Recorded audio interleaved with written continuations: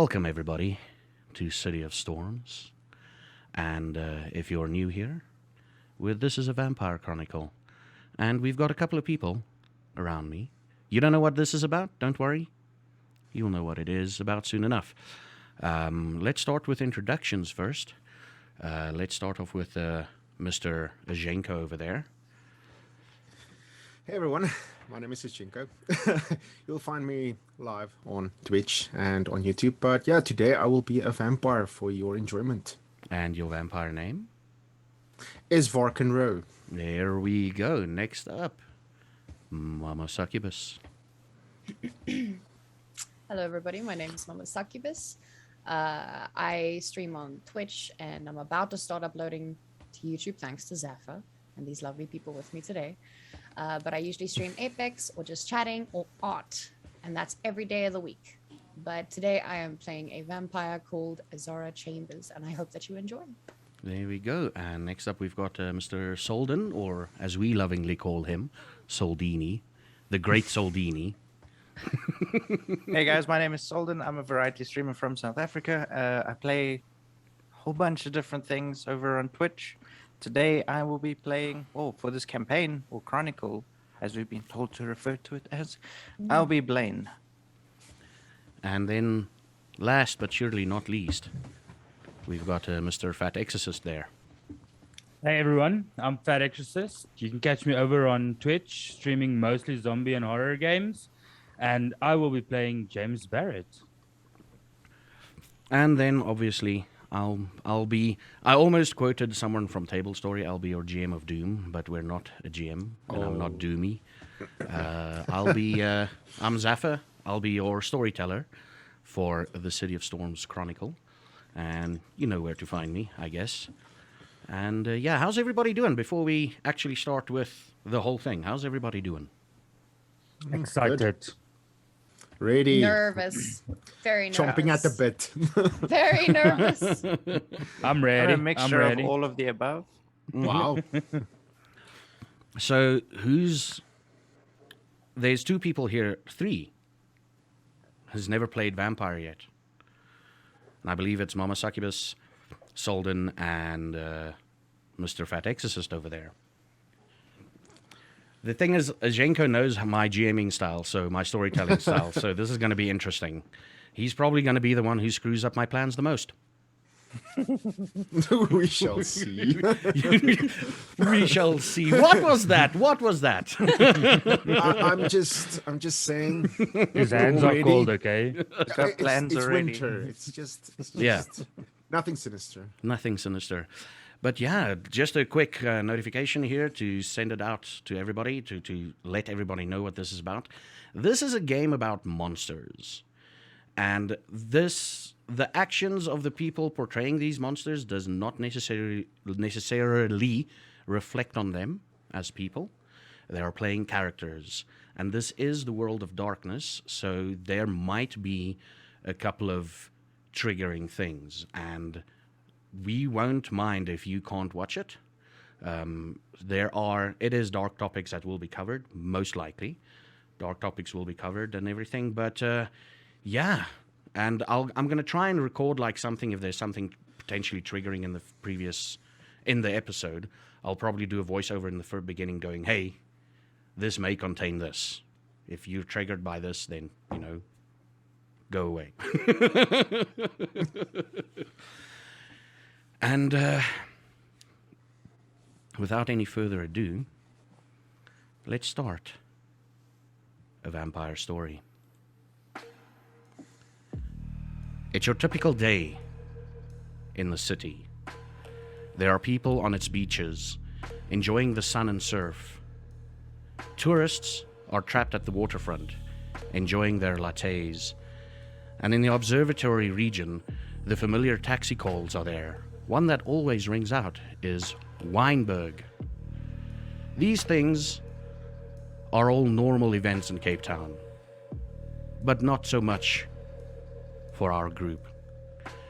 In fact, these events may seem like distant memories or even freshly scabbed wounds.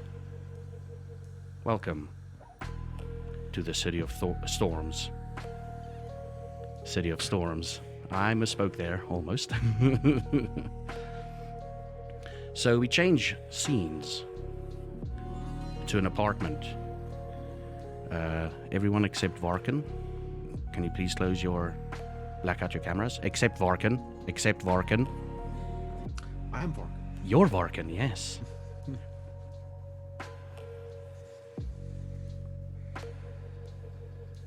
We change scenes to an apartment. Varkyn, tell us what your apartment looks like. You will open the door, and in front of you will find a large open space. Next to you, you will look and you will see bookshelves with a lot of tomes, new and old, riddled across the room. Not really occupying the bookshelves as much as they should, but the floor as well. If you head a little bit on, you will see there is a small hallway. To your right, the door to a bathroom, but in front of you will see a bed, also stacked with books. And as you turn around, you'll see a kitchen full of old and moldy cups and plates. Not so much well kept as it should be. And next to it there is a window. If you look out the window, you will see trees, or you would see trees if it wasn't blacked out, as it were. What does it look like from the outside? From the outside, it is a very nondescript, or not really standing out as much. It fits in with all the other apartments. There is a whole block for parking, and in that parking space you will find my red polo, standing in its usual spot. And around the parking you will see a lot of flats standing just like in a normal day. As the storyteller said, this is a normal day, as it should be. Okay.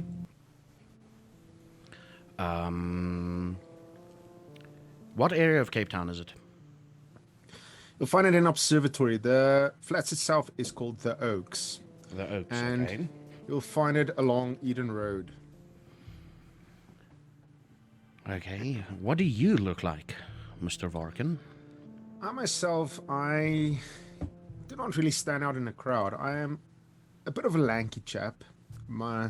They always said I'm a little bit thinner than I probably should be.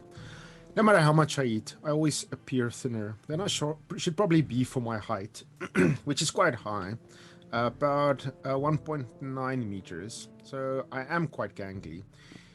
If I'm not wearing a hoodie, you'll pull back my hoodie and you'll see a big mop of disheveled hair. It's not quite curly, but it is wavy, covering up my ears and a large part of my face, which usually hides dark brown eyes.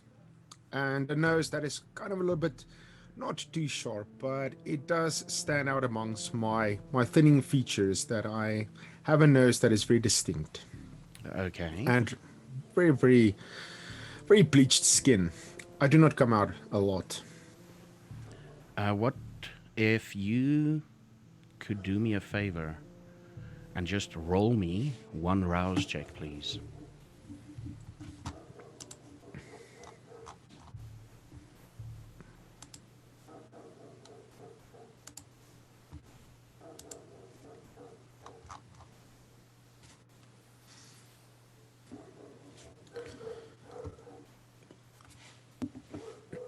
Ooh, you gain hunger.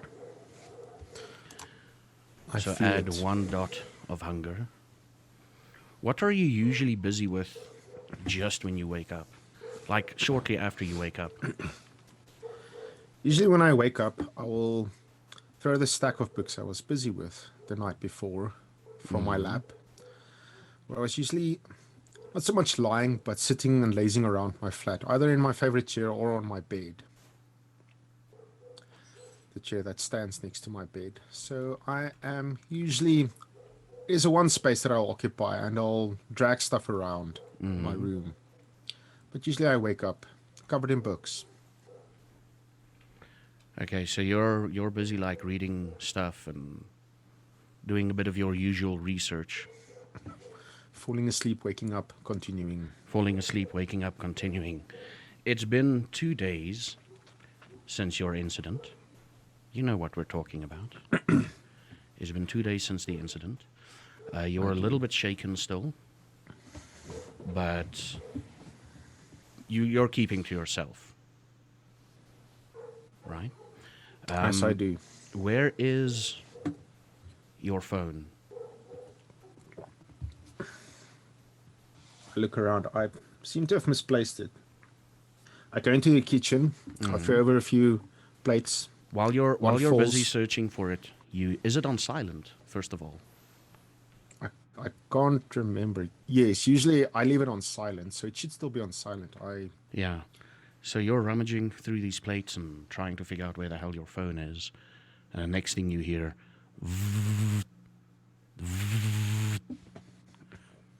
Oh yes, I turn around. I throw over a few books. I find it on my bed. I pick it up. it's a message. From Uber. Peter from Uber is waiting for you outside. With a shaky hand, I put my phone in my pocket. I look outside. What is the time? I completely lost track of time. It's about 7:30, 7ish, 7:30. Half past 7, Yeah. Right, You see, you Go scroll around. down. You scroll down a little bit further, yes. and it says Edgar Wade at the bottom. Oh dear. I quickly, under my bed, I pull out my shoes. I pull on some socks quickly. I put on with shaky hands, I get my shoes ready. Okay. I dash out the door. I look around. Okay, so Uber. I run to the gate. Mm-hmm. There's an Uber black I- car waiting outside, idling, and it's a clear night, and there's almost little to no animal sounds around you. Maybe it's because they know there's a beast in the area. Maybe it's just one of those nights. You've not been paying a lot, ever since you've been sired, you've not been paying a lot of attention to it, but this stands out for you tonight. I can feel the silence. Okay. I get into the car. I nod to Peter. He nods back. He's like, are you Varkyn? Yes, sir. That would be Okay, me. let me just quickly do this. And he takes out his phone and he sends a message to someone. I pull over my hoodie. And Alright. he's quite comfortable. He looks you straight in the eye, being the perfect Uber driver that he is, and he's like, "You want to chit chat, or do we do this quietly?" I don't know. How do you prefer? What would you say is the Client is normal- all the customer is always right. So you say. I'm a bit tired. If you'd excuse me, I'd rather not engage in Okay. small talk. Roll me a wits awareness quickly.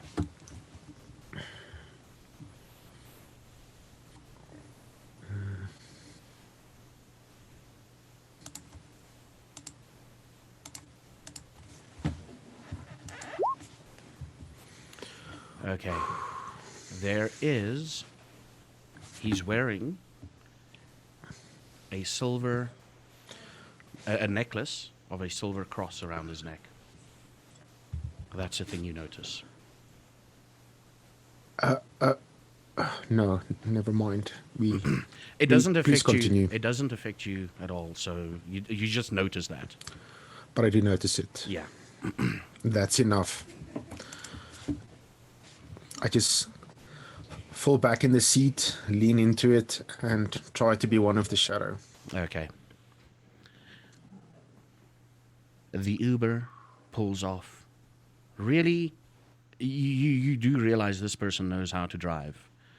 No stuttering, no nothing. He just pulls off in one fell swoop. And you drive off in the direction. You know Cape Town well enough. You drive off in the direction of where, into the direction of the waterfront.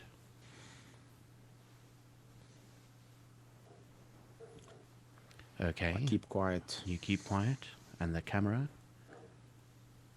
fades to white. And it transitions. I'd like to have... I'll tell you when to open your camera. The camera fades to white and transitions into what seems like paper containing medical information attached to a clipboard.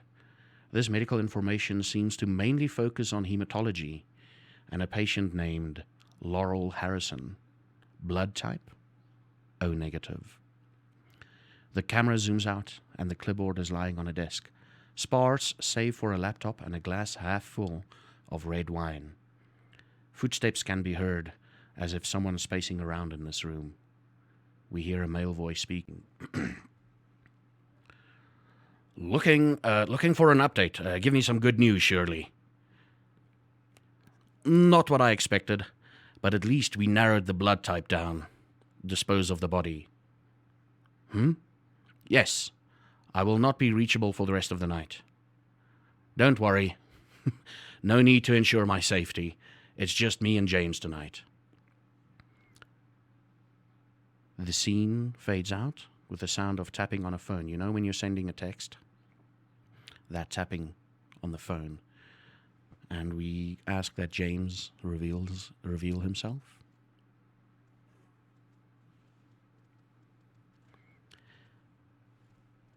We find ourselves in another apartment.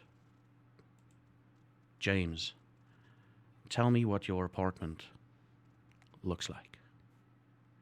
It is a quite modest apartment. It's basically 3 rooms, just a long room with 2 rooms at the back. One is a bathroom and the other one's a bedroom, but it's used mainly for just stacking boxes and stacking books and extra things that can't fit into the apartment. As you walk through the front door, which is the only door into the place, on your left is a small kitchen, just one of those glass stoves and a sink. And just a bit further from that to the left against the wall is a computer setup, few screens, few blinking lights. There's not a lot of furniture in this. There's a TV on your right side against the wall with 1 couch and a double bed pushed up behind the couch. It's very modest, it's very clean, and you know the person that lives there spends most of his time on the bed or in front of his computer. All the windows have blacked out curtains and it's very dark in there. Okay, what's on the computers that you can see? Like at a glance, what's sort of on the computer screens?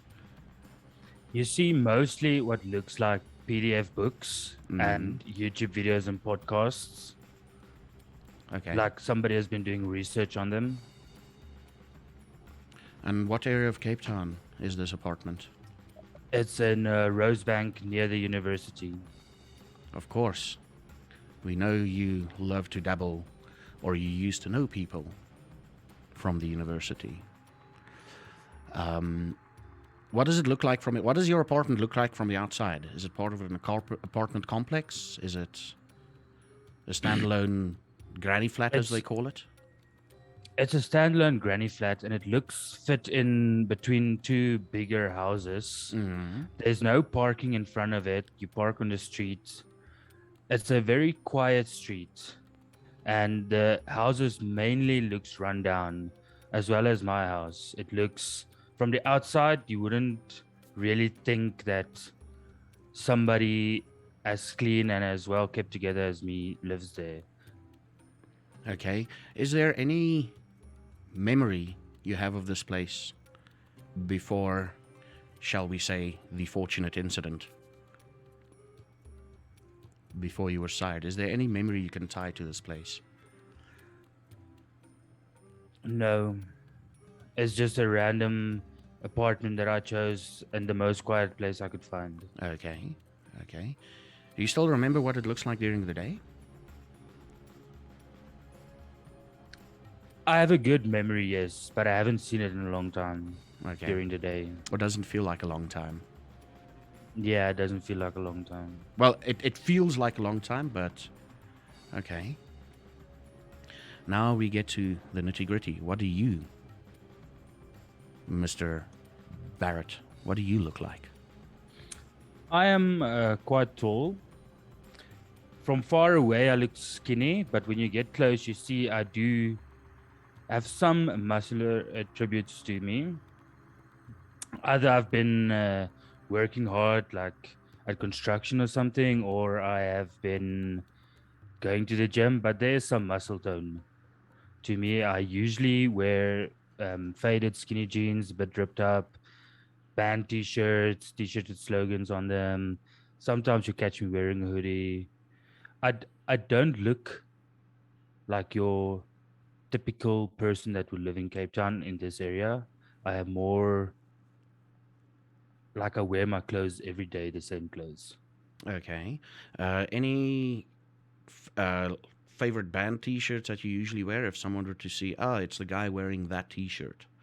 Any specific? It would be my Iron Maiden t-shirt Mm, or my Linkin Park t-shirt. okay. Okay. Any local bands in those T-shirts or not really? Yeah, I've got some local bands. They Okay. Run Giraffe, Folk of Blissicar. Okay. Okay. Where's your phone usually located? This is now about an hour after you've woken up. Can I get a rouse check from you, please? Rouse check. Way at the bottom of the character sheet. Oof, you gain 1 hunger. Fun. Fun, fun, fun. Where's your phone? My phone is usually in my pocket. Okay. Is it on silent or not? Yes, it's on silent. Okay. You feel a vibration coming from your pocket and it continues, so it's not a message. I try and get it out of my tight jeans. Mm. Open it up. Hello? Or, Mr. Barrett. It's Orion speaking. How busy are you tonight? First of all, how are you? Are you doing good? Well, yeah. Can I really be doing bad? Of And I'm course usually not. busy, but I'll make time for you. What do you need? I need you to accompany me tonight. If you can get there, if you can get to the place on your own, I'll send you a location. Otherwise, I'll come pick you up. Just send me the location. I'll come. All right, it's gonna be a show apparently tonight. I know you're still fresh and everything, but this is gonna be a learning experience, if you can call it that.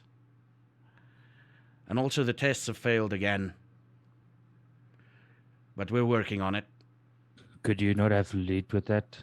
Maybe cut that conversation a bit shorter. I think the thing that's happening tonight is slightly more important. But I'll keep you updated. Please do with the text. And he puts the phone down. You get a location on your phone, and it is a farm area. It looks like an estate in Hout Bay. It's going to take you about an hour and a half to 2 hours to get there. God damn it. I guess I should be going. I go into my back room, come out of the hoodie, put it on, find my keys on the couch, Mm. open the door, look around. What time is it? It's about just before 8. I take a deep breath and I step outside. I look around and I head straight to my car. What car is it? It's a Renault Clio, blue. Okay. Blue. Okay. Put the phone. I've got a phone holder on the windscreen. Mm-hmm. Put the phone in. Turn the music up. What turn song's playing? Currently, it's playing Suicide Silence. You Only Live Once. Fitting, isn't it? It's strangely fitting. Yeah. It's strangely fitting. Yeah. And you drive off. Next up, we change scenes again. Azara?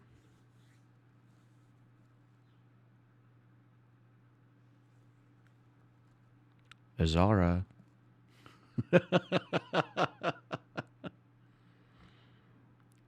I wasn't sure if it was now or if we're gonna like do a fade in. We're going to fade in now. We change scenes to a small bachelor's flat. Where in Cape Town is your flat, Azara? My flat is in Rosebank. Rosebank. Nice. Yes. Nice. What does it look like? Let's start from the outside. If you're looking at it from the outside, what does it look like?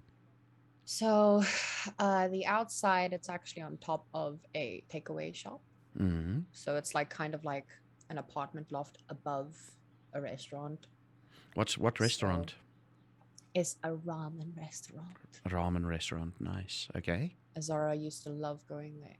Mm-hmm.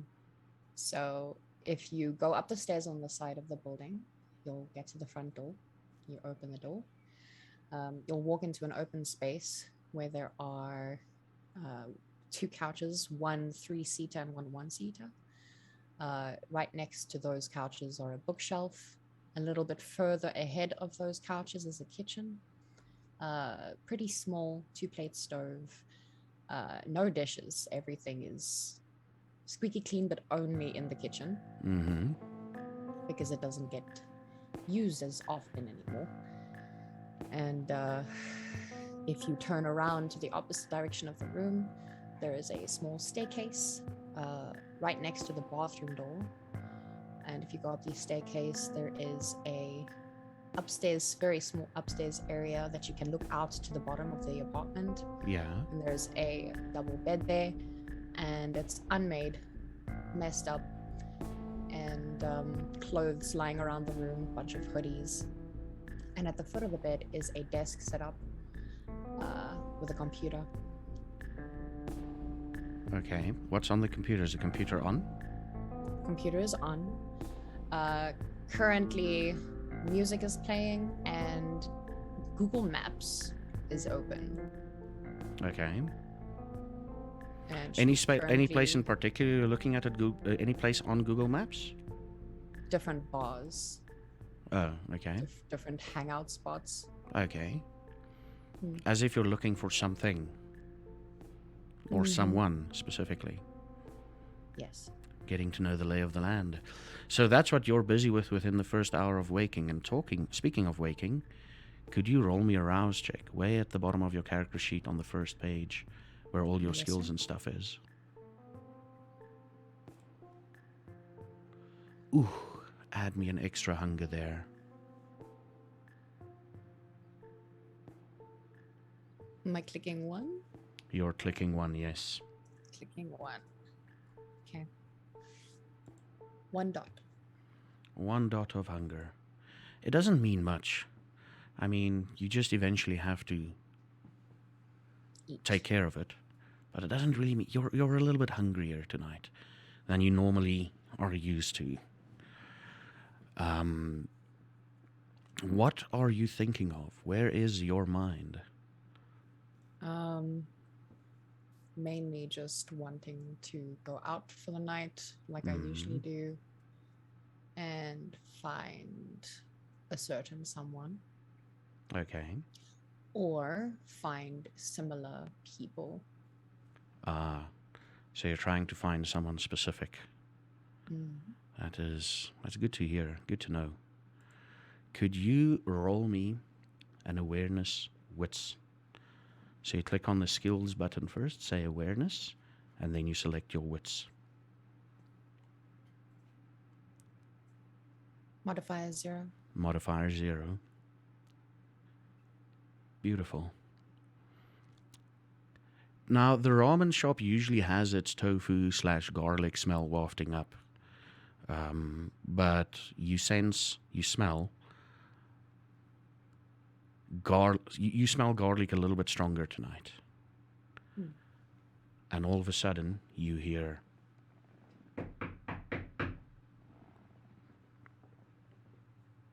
I look away from my computer down towards the downstairs area, Mm. and I look at the time on my computer. It's about And 7:40-ish at night. I think to myself, I wasn't expecting anyone tonight. You weren't. That's quite strange. So I slowly get up from my computer Mm-hmm. and I walk down the stairs. And my door has a peephole. Yeah.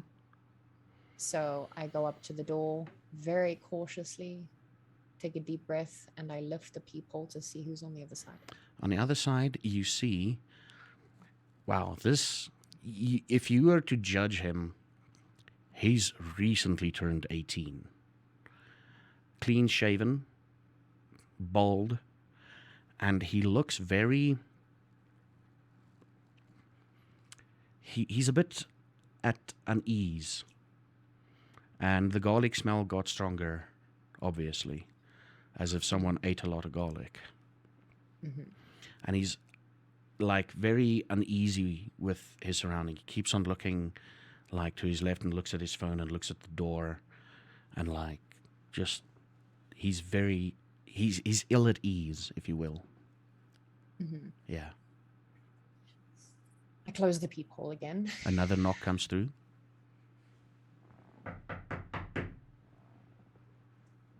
Give me a minute. All right.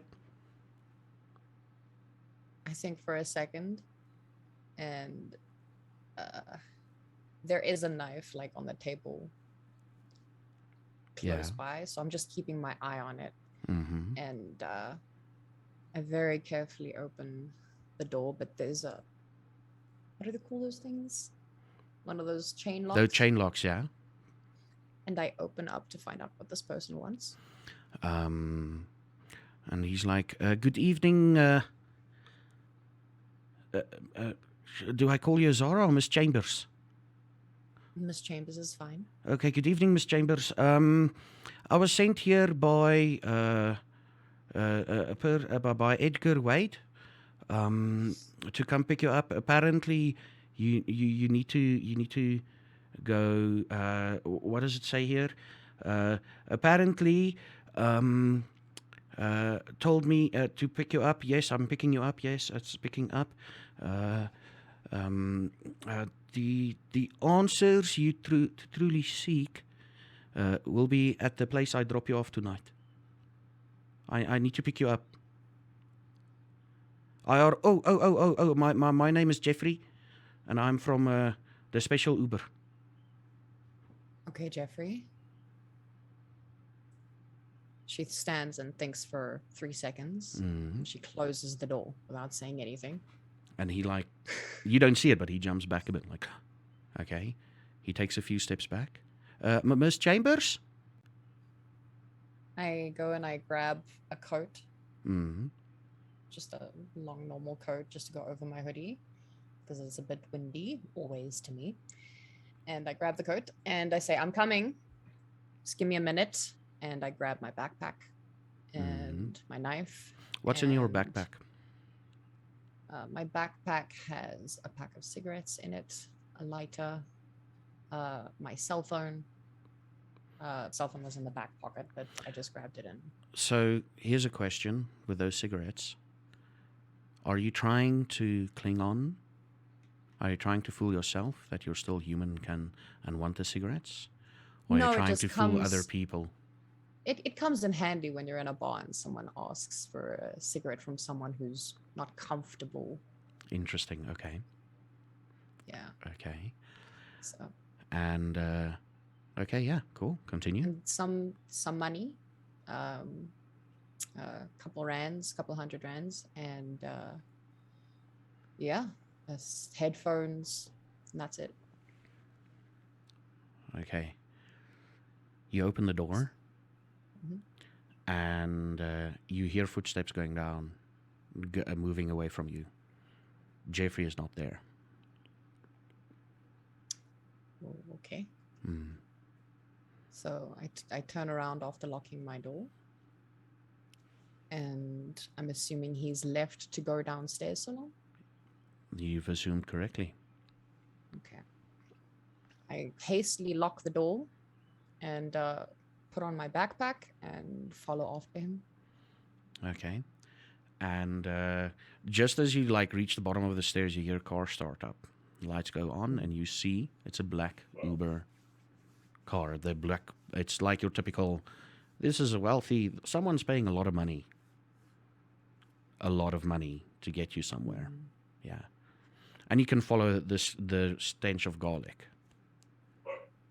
Yeah, and the door opens. One of them automatic doors. Okay. I approach with caution, looking at this car, Yeah. knowing something extremely odd is happening. I don't know if I trust it, Yeah. but answers are what I need. So I get into the car. Okay. And he's very nervous. Jeffrey is very nervous, and he's like, do you want to make a small chat, or can we just drive in silence? Obviously, I need to ask this. What's your preference, madam? Jeffrey, just drive. All right, all right. The car starts, and as the car drives away, the camera pans up, looking to the night sky. And one would almost say it's in the same spot where the camera comes back down, but it's a bit further away. And then we're going to ask for Blaine to come to the scene, and Zara, see you soon. Thank you.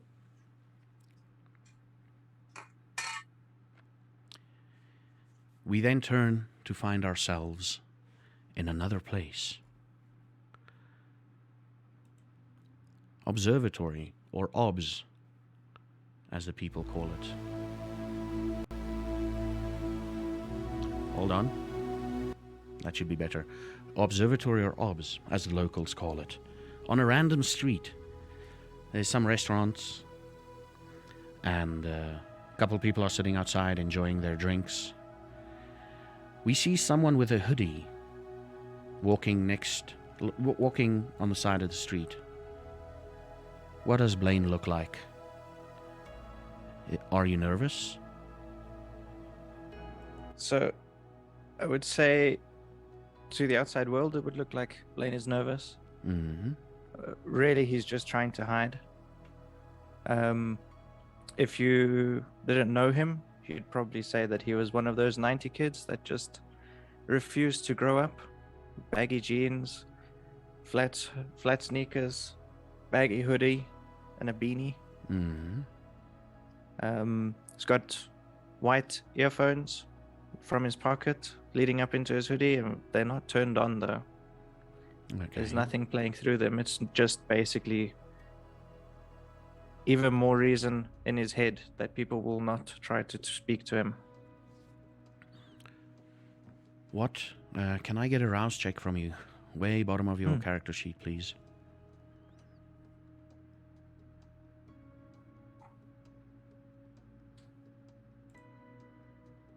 Oh, you're not hungrier tonight. Strange. You've been having a lot of luck lately. You know you should get hungry, but you're not. Maybe it's because you sort of accepted what you are, maybe? What are you attempting to do on the street? Remember, please keep in mind, this is about four nights ago when the thing happened, the incident happened. So there's a small little restaurant, artisan restaurant, that I'm sort of surveying. Because I know that it's somewhere that someone I'm looking for frequents. Yeah. Or at least used to. But I haven't been able to find them, and they're not answering their phone. Okay. The best part is, because I used to be seen there with him now and then, it's a nice place for me to go in and sit down and charge my phone. Okay. So it's not like it's strange. Yeah, they do recognize you. And they just accept you as part of the furniture mostly. A couple of the waitresses look at you and like they want to say something. And it seems like they're just trying to. They look at you and they're like, and they continue on, as if they sort of recognized you, but they're like, just let it go, just let it go. And on this fateful night, you go to charge your phone, no messages yet from Clyde. No messages yet from him. You charge your phone, you look around, and your eye catches something strange that you didn't see it when you came in. Maybe it's just the way he is.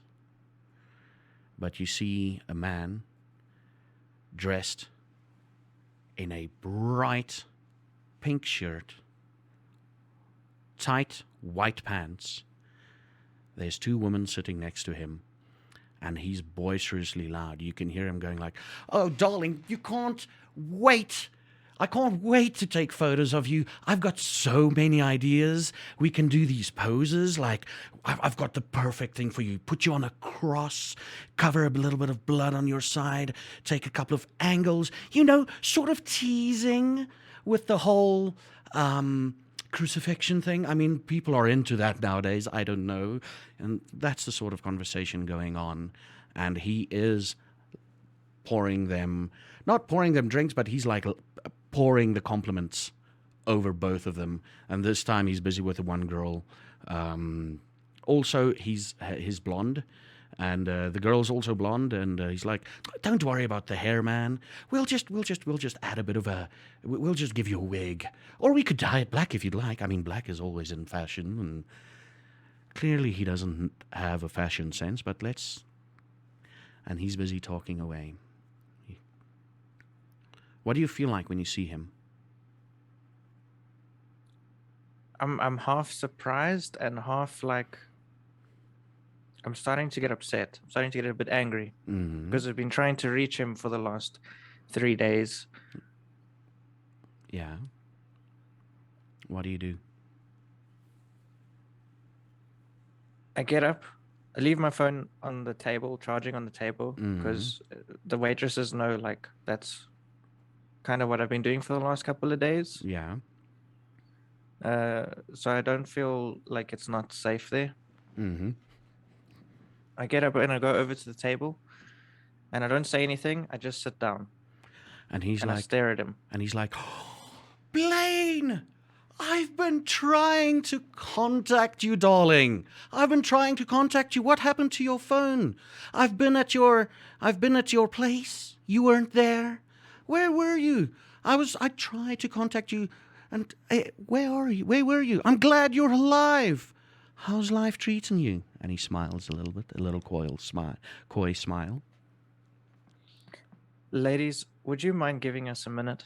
"Oh, yes, of course, ladies. He's a well-kept secret in the industry. Why don't you just get yourself a couple of drinks over at just order something. Anything, ladies, anything. On me. Just tell them I sent you. They love me here, don't you know?" Clyde, what did you do to me? "What do you mean, what did I do to you? I gave you a gift." For the last 3 days, 4 days, since... Clyde, I think I killed someone. Oh, not so loud. Who did you kill? I don't know. Was it exciting? I don't know. I just woke up and my hands were covered in dry blood and... Oh, sorry. Was it someone you knew? Was it... Wasn't Lily, wasn't it? No, I sent Lily off to Jeremy. I don't know what's going on, so I've taken precaution because, listen, you know already that my life has been an absolute mess up to this point. And even more so now. So That's why I gave I don't you understand. the What gift. do you mean gift? What You've gift? got more control over everything now. Think about it. Aren't you a little I've bit got no calmer? control. No.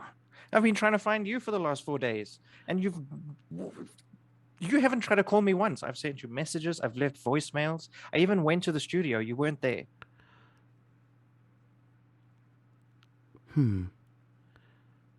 But what else did you do in the last 3 days? Aside from looking for me, of course. I'm flattered. Of course, I know you don't swing that way, but I'm flattered you were looking for me. I mean, I've always had spoken too much. What else did you do aside from killing someone? And he looks around. No one's hearing him. When he says, like, his voice goes lower, like, aside from killing someone.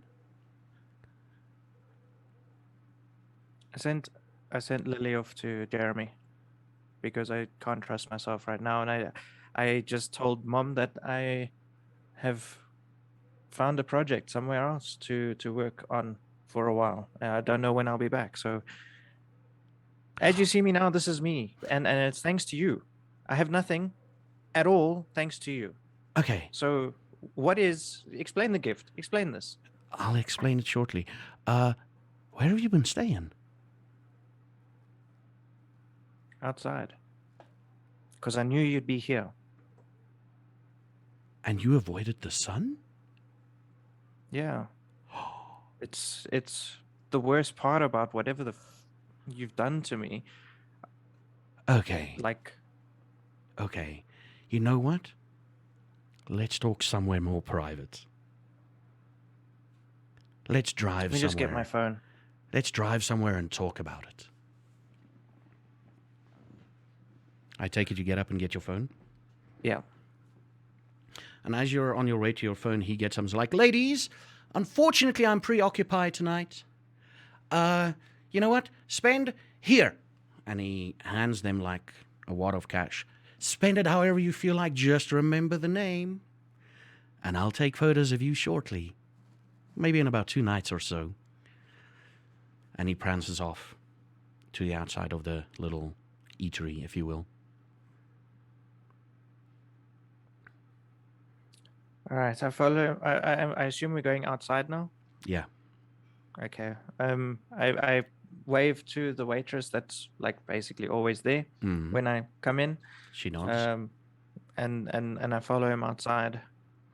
I don't even acknowledge the two women. Yeah. He gets into his car. What sort of car does Clyde drive? Do you remember?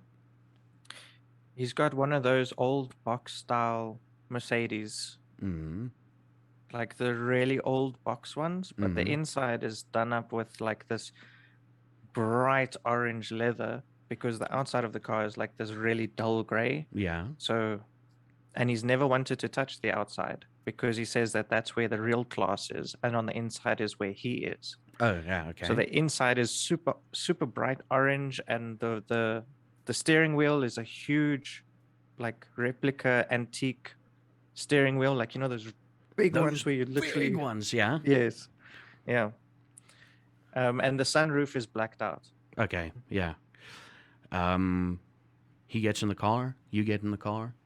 He's like, "Oh, we're gonna have such a lovely chat right now," and he starts the car up. And the first thing that comes over the speakers is, "It's raining men," and he's like, "Oh, oh, oh," and he like quietens it. It's like, I'm sorry. Okay. And you start driving away. And he's like, you've got questions. I have some of the answers. So you've been hungry, right? Well, yes and no. I tried to eat something just out of knowing that it's something I should do, but I just ended up vomiting, coughing and vomiting, and it was very bloody. That's a very hard lesson to learn. That was my first lesson when I got. Ooh, I need to lay you down quietly. No other way to say it, but You, buddy. Or a vampire. Oh, fuck off. What do you mean? Haven't you felt the thirst? Haven't you felt the hunger aside from trying to eat food? I mean, I've been hungry. Oh, where are my manners? And he opens up the cubbyhole, and out plops a blood bag. He's like, drink! It'll slate your hunger. Unless... And he looks at you a little bit.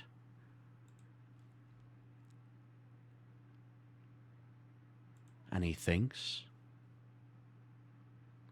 I'm trying to figure out something. Hold on.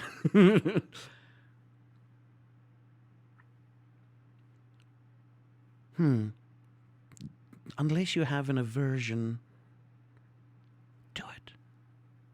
Drink. And don't worry about the upholstery. Don't worry about the inside of the car. It always get a bit messy sometimes. And in something inside you is telling you the nourishment you need is probably inside of this bag of red liquid. You're a vampire, and he smiles at you, and you can see like a sharp fang extends a little bit. Just like me, honey. So you did this to me? Yes, you were burdened, and I'm trying to take the weight of the world off your shoulders by replacing it with something, sometimes replacing it with something else. But you're gonna feel invigorated. You're gonna feel good. You're gonna feel creative. Nothing has felt good in the last couple of days. I feel like I have severe sunburn. I had to hide underneath the lid of one of those trash bin things. I've literally lived in the dirt during the day for the last 4 days. And now you want me to just randomly drink from a blood sack? Let me tell you. And believe that I'm a vampire? Let me tell you, it needs to get worse before it gets better. Listen. Let me go first. And he grabs, while driving, he grabs this thing. You're driving on your way to the waterfront area. You're on your way there. And he like sort of grabs it from the cubbyhole because I take it you didn't take it. Mm-mm. He grabs it and he rips a part of it open and he starts drinking. But you can hear... Roll me a wits and awareness, please. Or awareness wits. Sorry, I just have to move the map quickly. Awareness wits. Yes.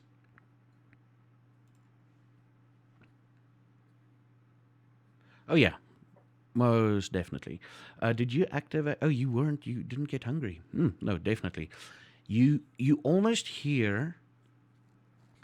It sounds like the sound of like rushing,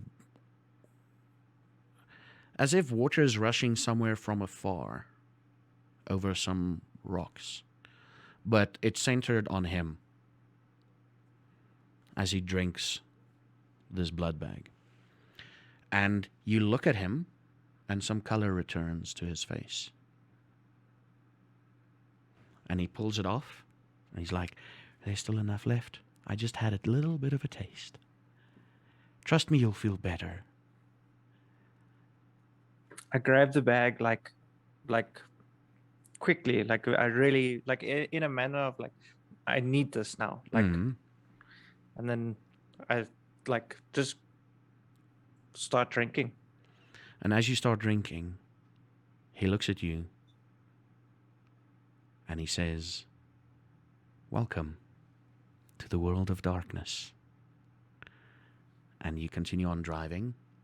He keeps on hammering on the fact that everything's going to get better and this is just a temporary setback. His first foray into this world was way worse than yours, but then again, he's over-exaggerating. You know, he had a place to stay. He had people looking after him, and he was just trying to see if you could do this. Like, for him, it was basically, can you do this on your own, or can you survive a bit, and then we'll help you. That was his thing. Your general feeling towards him, and the reason why skipping this part is we're almost on a break now. The reason your feelings towards him, as he explains this, what are they? Like he had a place to live, and you can swear at him and you can yell at him and whatever, but he had a place to live, and people looked after him, or people like him looked after him, or like you now, maybe. And he also mentions that the horror stories on TV, if you've ever watched it, most of them are real. You know, he's giving you a lot of information. This is about a 2-hour drive. I would say I'm getting, for most of that drive, I'm probably pretty upset with him, and I definitely threw in some insults about the car not matching. And I've never liked his car, and he knows that. He knows that, yeah. And I mean, did you purposely mess a little bit of blood as you were drinking? No. No. Okay, so you I wouldn't actually say it would. You weren't purposefully like, ha, blood. Oops, sorry. Mm-mm. No. It is sweet. It is almost sickeningly sweet. But you feel like this is actually what you've been hungering for. This was the thing. Yeah. And the car drives off on its way between mountain passes. It's a mountainous area, and then eventually you arrive at the spot. And I'd like everybody to take off their cameras, or open their cameras.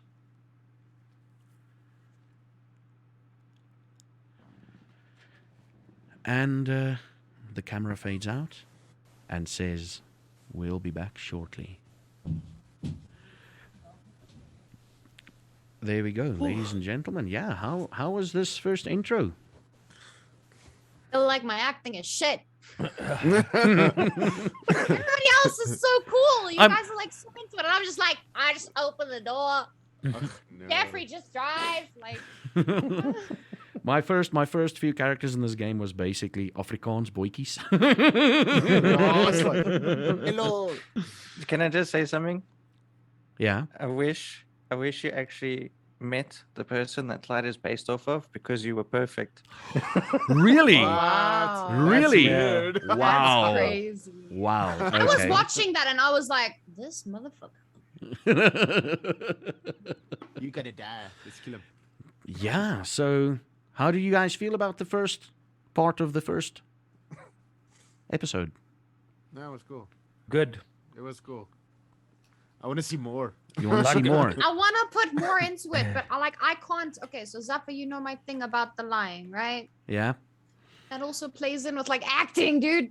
I can't. You'll get to it. You'll get to it. Trust me. You'll get to it. I'm To trying. each their The own. Yeah. The moment I open my camera, cool. like, I spend the day reading over my character sheet, getting to know my character and everything. The moment I open my character, I'm like, whoopus. I'm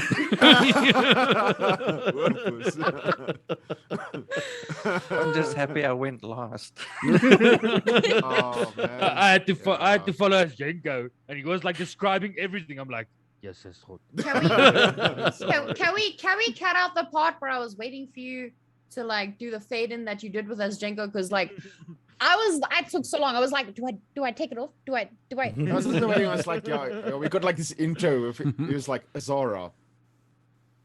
Anytime now. Anytime now. Thinking like, what? Listen, that's going to happen a couple of times, eh? So there might not be intros, and I'll be just like, let's switch over to you guys. I'll be like saying, So let's switch over scenes to that side, and then we'll just switch scenes. By the way, Blaine, I was literally thinking of having him message you, but that D10 that I rolled, I said if it's anything above a 6, he will be at the restaurant, and I rolled a 9. Yeah. But yeah. Oh, while we're in the break, can I ask quickly? Okay, I'm just hold trying on, very hard We're not to officially... Oh, you can swear.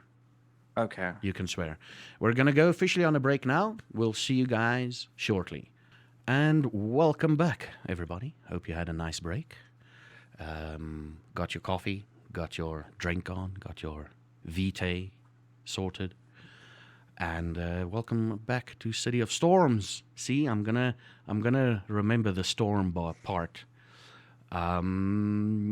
The big thing is for those of you for everyone else aside from Varkyn, you know that they've informed you one of the conversations the people had while you were driving and whatnot was basically, James don't know. James won't know this, so please keep that in mind. Oh no, James will. He will. He's heard of this. The place that you're going to is a violent-free zone. So if anyone acts out, they will be dealt with. Blaine, Clyde, tells it to you in a very cheery voice, like, please just be calm when we get there. Don't do anything extraordinary, Just know your place, essentially.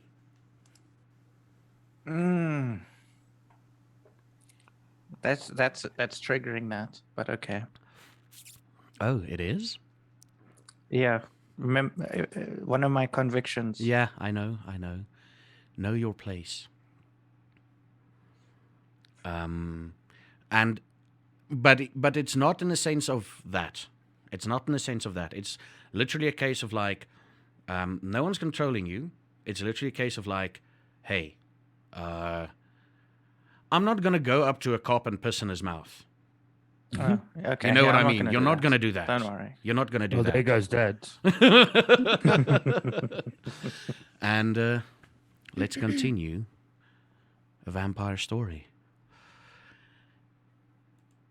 So for all of you, this is about a 2-hour drive. Well, 1 hour, 40 minutes odd drive to a place in Hout Bay. And yes, next week we'll have the map set up so you guys can see what we're talking about. I just didn't have the time today.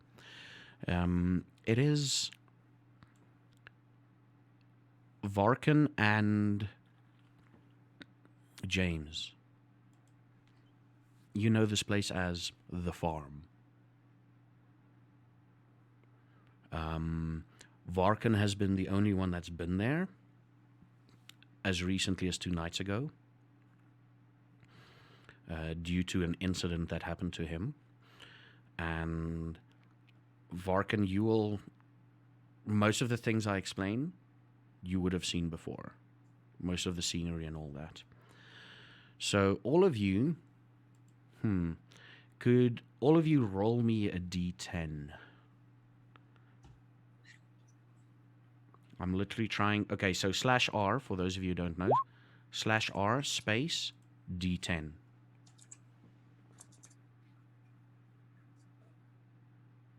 Fuck you guys.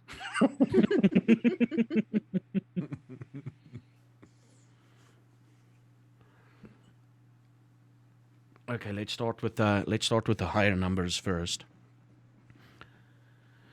Varkyn, you get there. You spend about 2 hours driving to an estate in Hout Bay. Varkyn and James. Large driveway with about 20 cars parked outside. It's a big estate, right? Some of them are similar to the ones that Varkyn arrives in. And at the same time, roughly, it's like literally, you for a while, James, you think that you were being tailed. But it was basically you're going to the same spot. You get there, in front of you, the car in front of you is a, blue Clio? Yep. It's a blue Clio. It's sort of like you're sitting there watching this and, what's the guy's name? I'm going to tell you now. Peter mentions, like, while you're driving, he's like, I hope this guy doesn't think we're following him. But he's all calm and collected. Like, we're going to the same place, it seems like. We don't know. And he, like, distances himself a bit, like 3 or 4 car spaces behind him. And then at some points he's right behind him again. So that was a strange thing. But you arrive at this place at the same time. And about You're standing outside. Okay, what do? You get out the car? What did the two of you do? Climb So- out of the car. Go ahead. I feel in my pockets. I say, "Thank you, Peter." The only thing I have on me is 100, so I give it to Peter. I'm like, And he's like, "Oh, Thank no, you. no, don't worry. I'm waiting here "Oh, okay. until you're all done. Oh, Yeah, I'm being paid." And he smiles. He's okay. talking to you as if there's no fear in his voice. Okay, I kind of like look unsure. I look at the 100 and I just put it back in my pocket. Just shake my head. I see. And as you say that, you hear another car door close as someone gets out. Mr. Barrett, what do you do? I lean against the car, take my phone out of my pocket. I text Ryan, I'm here, where are you? A few minutes pass, and you get a message saying, "Just walk up to the front door." I'm going to tell you now. I've got a lot of notes here, so I'm like, ooh,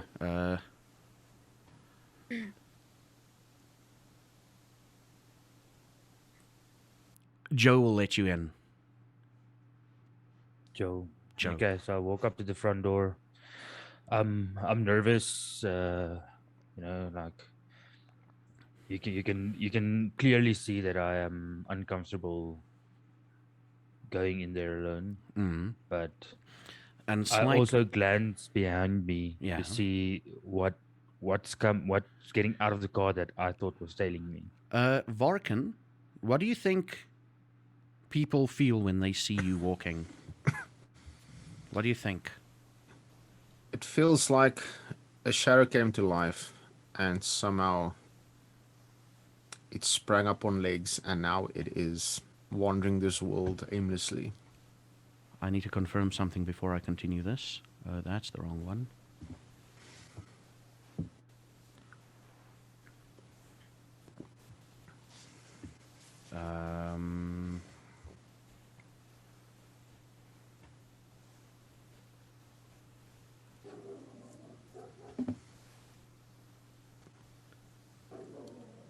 Oh, yeah. Yeah.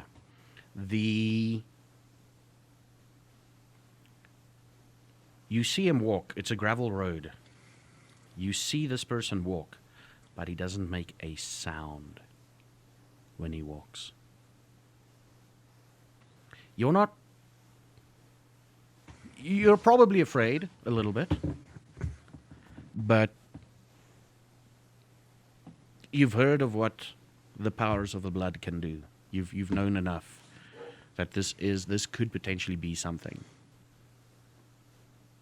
that it's natural for him.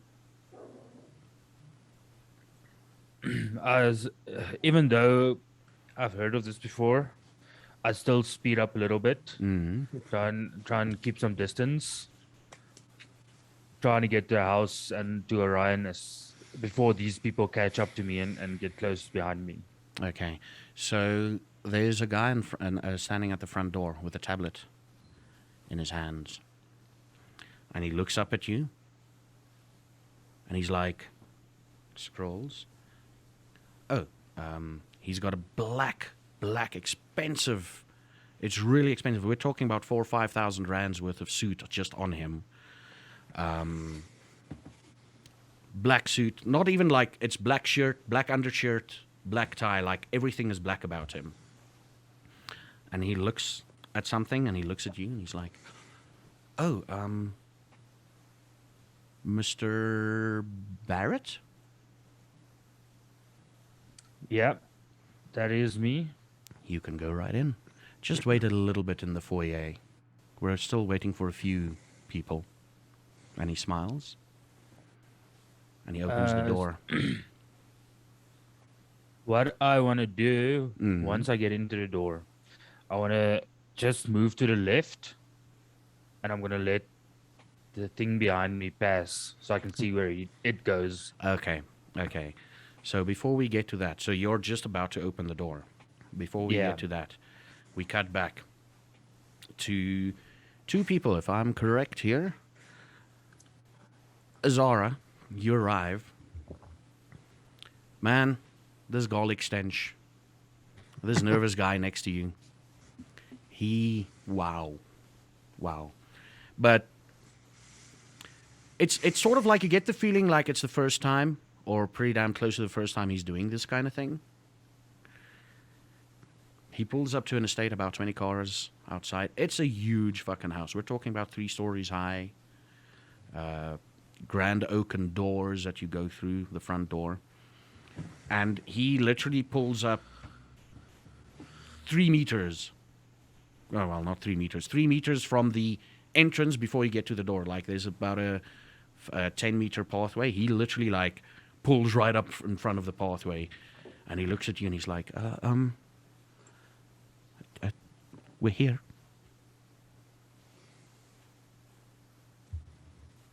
Where exactly is here? This is the farm. I think you need to talk to the guy at the front of the door. Okay. And he's Jeremy, waiting. His next knuckles are time. white. I just kind of look at him, kind of concerned for his safety. Next time you have a job like this, please take a shower, brush your teeth, and take an Adcodol or something. I don't know. Take a he's shot like, of whiskey. Okay. Man, if he was squeezing that steering wheel tighter, that steering wheel will have like hand marks, pock marks in it. Yeah. He's like, okay, ma'am. I take it you get out. Yeah, I open the door. I get out. I'm guessing that the 4th car hasn't arrived yet. Not yet. As you But I close the see. door, the camera quickly cuts to Jeffrey, and he takes out another garlic clove and he eats it.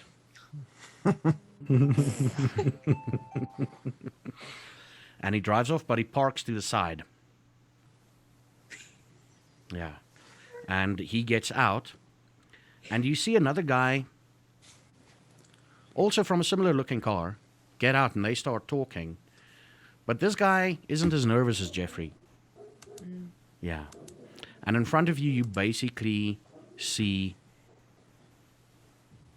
Man, if this guy was any quieter, he'd be silent as death. He'd be silent as death. Walk in, and Varkyn, just cutting to you quickly. You walk up. Joe looks at you, and he's like, welcome back. And you continue on through. Yeah? Yeah. Thank you. Okay. And we pause. It's literally, we're pausing the scenes now as everybody catches up. Like, once everybody's caught up, we're there. Blaine, you're the last to arrive. This is about 2-3 minutes. You see a car pull up, a guy get out, and another guy goes up to him and start talking. Black cars, like uber black.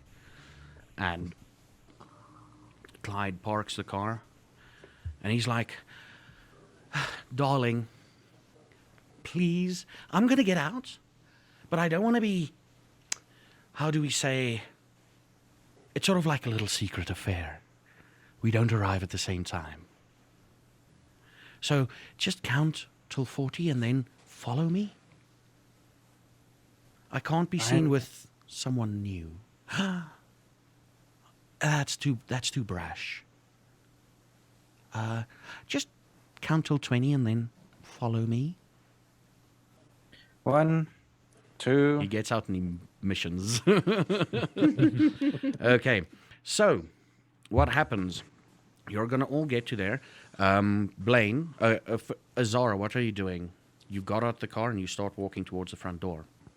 Yeah, I was basically looking at the other cars, and then I close it while still looking at them. And while you're looking around at the other cars, you see another car pull up. And this flamboyant motherfucker, like, if you look at the definition of flamboyant in the dictionary, a picture of this guy would be there. I mean, he is, if you didn't know any, he is really, he exudes, and this is now, I'm trying not to offend anyone, but he literally exudes gayness out of every pore of his being. He is the epitome of a flamboyant, not a cliche, but a flamboyant gay guy, right? And he's busy walking towards the front door. And sort of like, you notice that the guy the guy that you're walking towards sees him, the front man, the doorman, sees him, and you just see him like, yeah, okay, he's coming, you know. Yeah, okay, now let's just go through the events. You're about to get out the car, Blaine. And James, you're to the side. Are you going to try and be sneaky? Let me explain to you the setup first. And this is going to be counting for all of you, right? And don't worry, we'll get to Azara's thing now, ladies and gentlemen. I know I missed something. We all missed. I missed something with Azara. We're going to explain it now. Let me explain what area you walk into. So, he basically tells all of you, like, once you meet him, he'll tell you basically the same thing: go inside and wait. As you enter the large foyer, you can almost smell the antiquity of the place. Wooden floors, that dusty sort of like old money smell, if you ever had a thing, if you ever know what that smells like. 2 marble staircases leading to the second floor. This is a 3-story building, by the way, leading to the second floor. Like, the spirals go up like that in that traditional I'm a vampire kind of castle, you know, the 2 marble staircases. To the second floor, and some wine glasses on tables containing some form of red liquid. Right? Place is well lit. It's not dusky, it's well lit. And I hear that James Barrett wants to roll some things. Wants to see if he can hide, right? Yeah, I want to just step to the side once I get in and kind of blend into the shadows, let this shadowy figure behind me pass so I can be behind him and see his actions. I don't want him behind me. The big thing though, you don't want him behind you.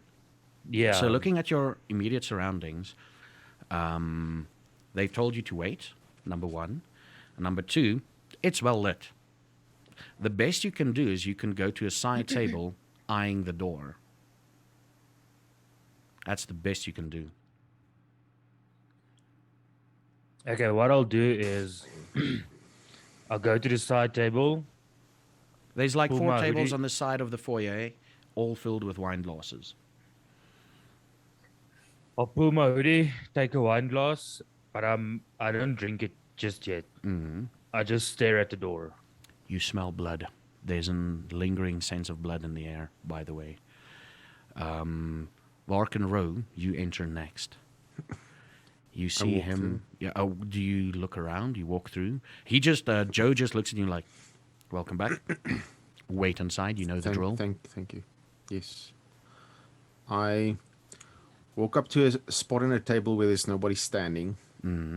It's trying to only keep to you and another myself. guy. Only you and someone else. I look at him. Is he looking at me? Oh, yes. I look away and I just pull down my hoodie. I walk to the complete opposite of the room wherever he's standing. I go to a wine glass. I pick it up. I swirl it around. I sniff it and put it down. I look around. I pick up another wine glass. I sniff it. I put it down. I look at him. Is he still looking at me? Are you looking at him? Yep. I'm going to walk to a spot that has the least bit of shadow and I'm going to obfuscate. You keep your eye on him. Right? Let me just...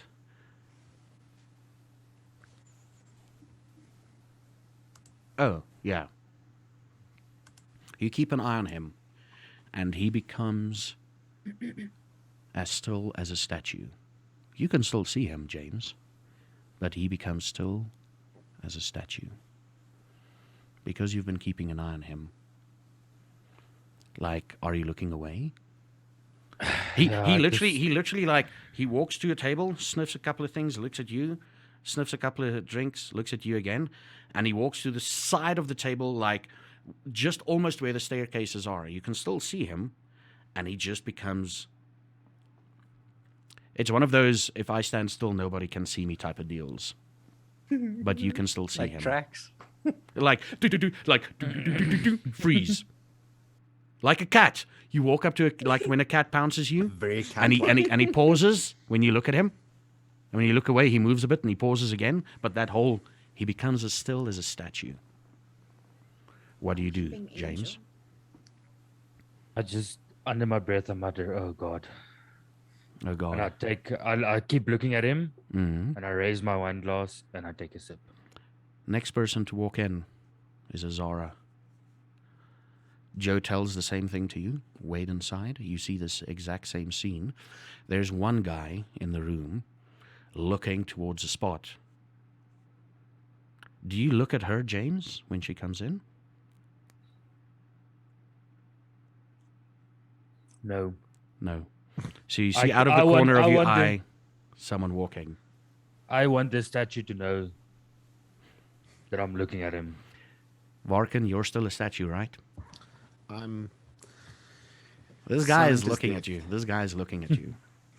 I'm a statue. Yeah, Unmoving. you're a statue. Zara walks in. What do you do? There's tables with wine glasses, definitely blood. What do you do specifically? Like, you see the one guy standing there looking towards, well, you think either the staircase or it's a random, like, portrait next to the staircase. You don't know what's so special about the portrait. It's of a generic human. But you smell the blood. You're mute. Yeah, okay. I walk in and I'm clutching onto my backpack Hmm. straps. And I walk in and I the guy sitting at the table and Standing at kind the of table. walk in. James is standing at the table. Okay. I look at James and I try to see what he's looking at and I'm kind of confused because he's dead staring into thin space as what it seems. Hmm. And I'm kind of just like, what the fuck did I get myself into?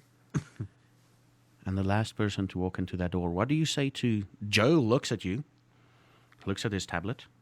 It's a guy standing in front of the door. And he's like, Blaine? Such an awesome name. Welcome. Please Thanks. wait inside. Yeah? Okay. I Okay. walk past him and I walk inside. Does the door close behind me? The door closes behind you. Okay.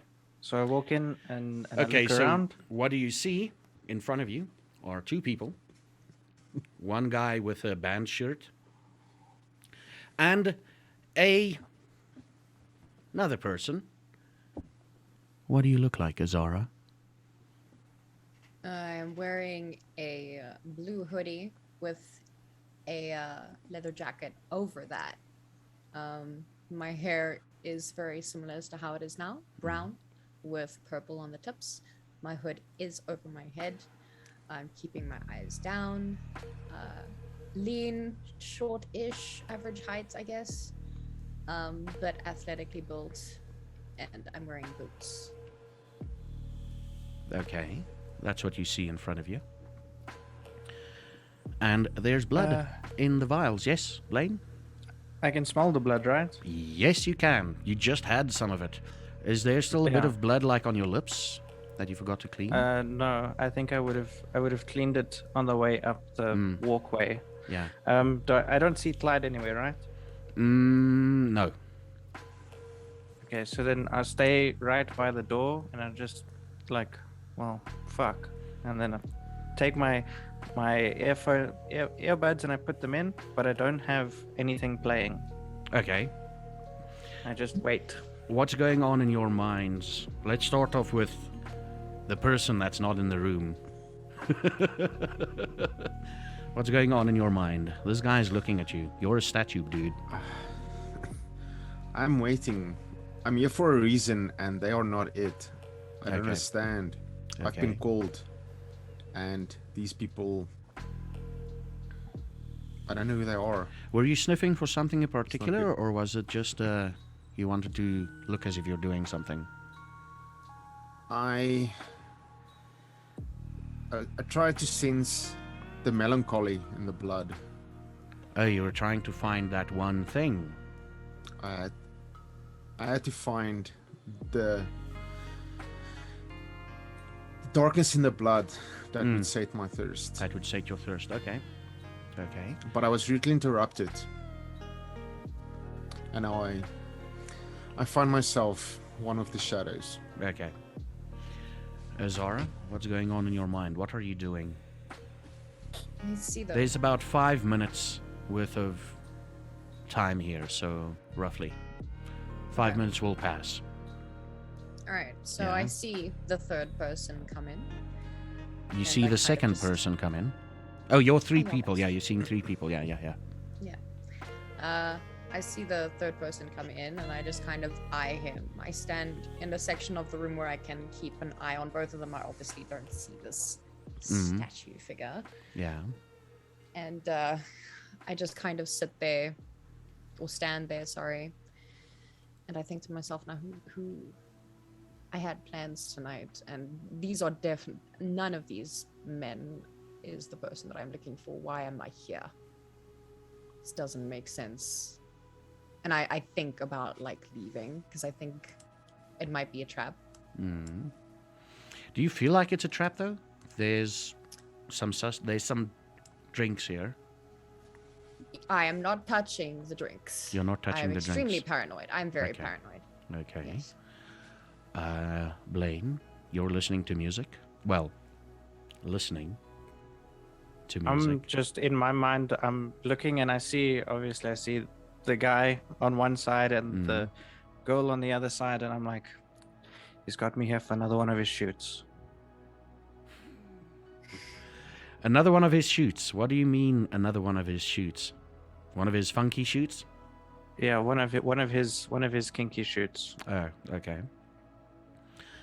And James, you're just keeping an eye on this fucker. I actually, just before I take my first sip of blood, Mm. I break my eye contact with the statue for a second, Mm. and I just feel, I don't know whose blood this is, but I just feel for this person. Oh, okay.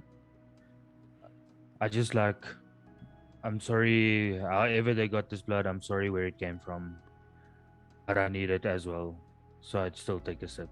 You still take a sip. Are you drinking everything? I'm trying to control myself and Okay. just take sip for sip. Sip for sip. Are you gonna? Do you think you're gonna finish this? Yes. Okay. Cool. Once you've finished it, you can take away 1 hunger. You can take it away now because you're gonna finish it before. You think you're controlling it. You think you're controlling it, but this is like, it's like one of those drinks you have like, I don't know why I don't like this, and then after a while you're like, why am I ordering a second one? Yeah.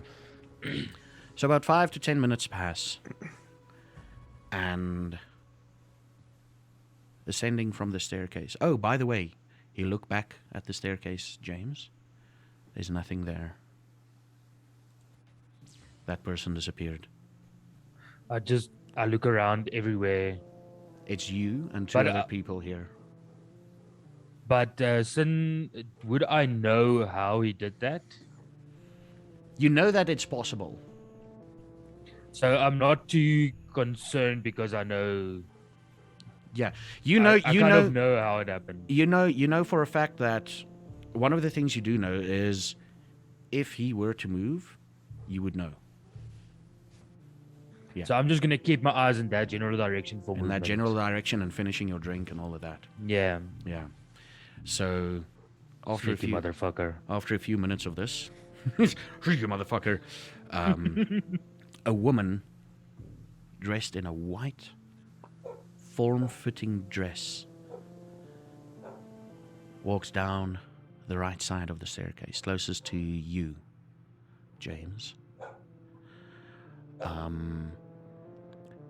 The one thing that stands out from her, the thing that grabs your attention, is her jet black hair and deep blue eyes, contrasting as much as her dress as her skin. She's very pale. She moves so gracefully that to the normal mortal eye, for the viewer's eyes, one would almost believe that she's floating. And as she walks down, she glances over very quickly. She looks in the room like she's just taking you all in. And when she gets to where Varkyn is standing, she lingers for a bit, and only to Varkyn she smiles. And she says, "Good evening, my lovelies. I hope and trust that the ride went swimmingly and without incident." And she looks at all of you.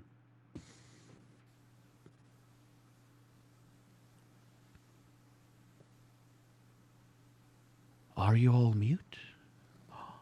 I sense that you can talk. I guess it went without incident. I'm just staying by the door, pretending to not hear a thing yet. I'm starting to get a bit agitated because Clyde's brought me to another one of his shoots, and there's a second woman this time.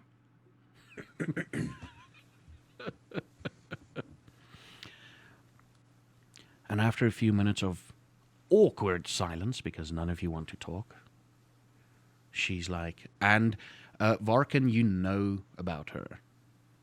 You know what's about to come. And she's like, okay, fine. Let's just get this show on the road. If you would be so kind as to follow me. And right beneath the staircase, she walks up to a door, and the door opens. There's a hallway. And she's like, everything, and she looks at you, Azara, everything will be made clear shortly. Don't worry. We're safe here. You must have been informed of the measures taken for this place. I step forward and I'm walking through the door. Out of thin air, a fourth person appears. Hooded. He was... you could swear he was there the whole time. Now that you think back on it, you're like, I'm pretty sure he stood there. Wait, did I? And you go back, and all of you go back, except for James, basically Blaine and Azara. Your minds go like, of course he was there. Of course he was. I mean, no reason to distrust my own senses. Of course he was there. And he walks into the hallway. And just as you walk past her, she's like, you know the deal. I need to walk with you. Otherwise we'll get lost. And we don't want lost sheep on their first night out, do we? No, my lady, we do not. And she waits. What do you guys do? Do I hear him calling her my lady? Yeah, it's reasonably quiet here. You hear the my lady part, all of you. Like, no, my lady, we do not. I will, as soon as he goes to the door, I'm going to go behind him. Mm-hmm. And I'm going to be like, my lady. And she's like, yeah, just wait a minute. We need to wait for the rest to catch up. She's very floaty. She's like, and after like, if you're not doing anything for a few seconds, she's gonna ask you nicely to follow her. I take my Please, my earbuds lovelies. out. I'm like, hey, where is Clyde? What am Oh. I here for? He's probably inside waiting for you. Follow me. Miss Chambers, if you would be so kind. I walk up behind Blaine. She is really beautiful. Like, that's one thing. She's, like, really beautiful. Black hair, blue eyes, deep blue eyes. And white everything else. I walk up to her and I'm feeling kind of irritated at this point and not very respectful. So I kind of just, maybe I shouldn't say that. What do you want to say? What's going through your minds? I kind of walk past and just say, I don't remember getting an invitation to a wedding.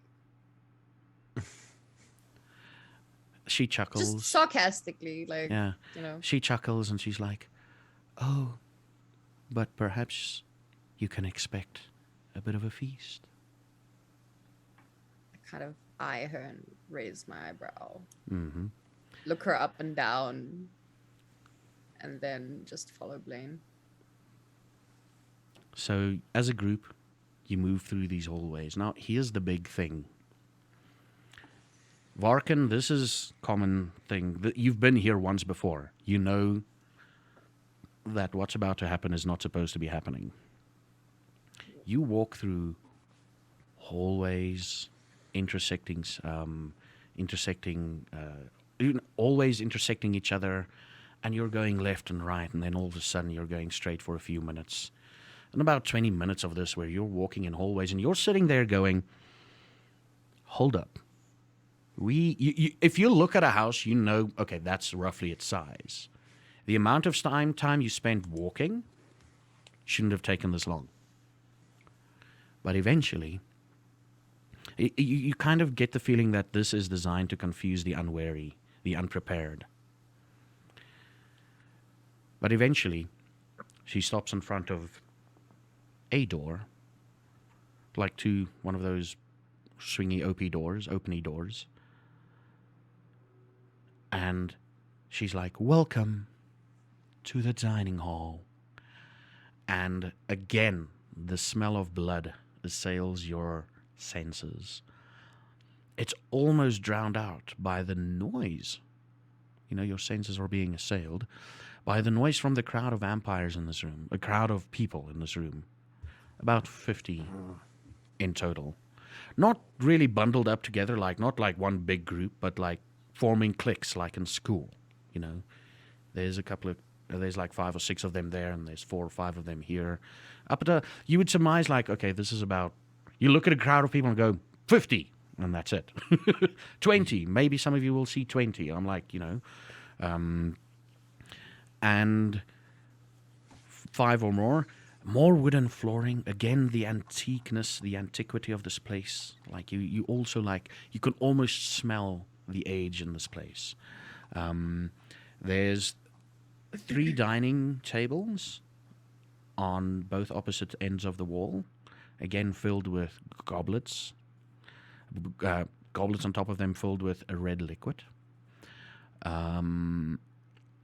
Same sort of setup from the foyer. And a slightly raised stage at the end. So the door is behind you, and in front of you is a slightly raised stage at that end of the room. Like just one step, like just literally to be slightly higher than the rest of the room. Almost as if private dinner parties were being held here, or even the stage was set up for bands, for personal or private performances. You know, it's a big enough stage. It's about... the room is about 20 meters wide and about 50 deep. And the stage is about 10 meters into the room, raised up, and all of that. Private acts, multiple paintings are on the wall. Mostly portraits of people, like one of those old-timey English castles, portraits of the family, you know. And I want you all to... you all would recognize this. One of those portraits is Jan van Riebeek. But we all know the type of portraits Jan van Riebeek had. This is one you haven't seen before. As if a custom-made piece.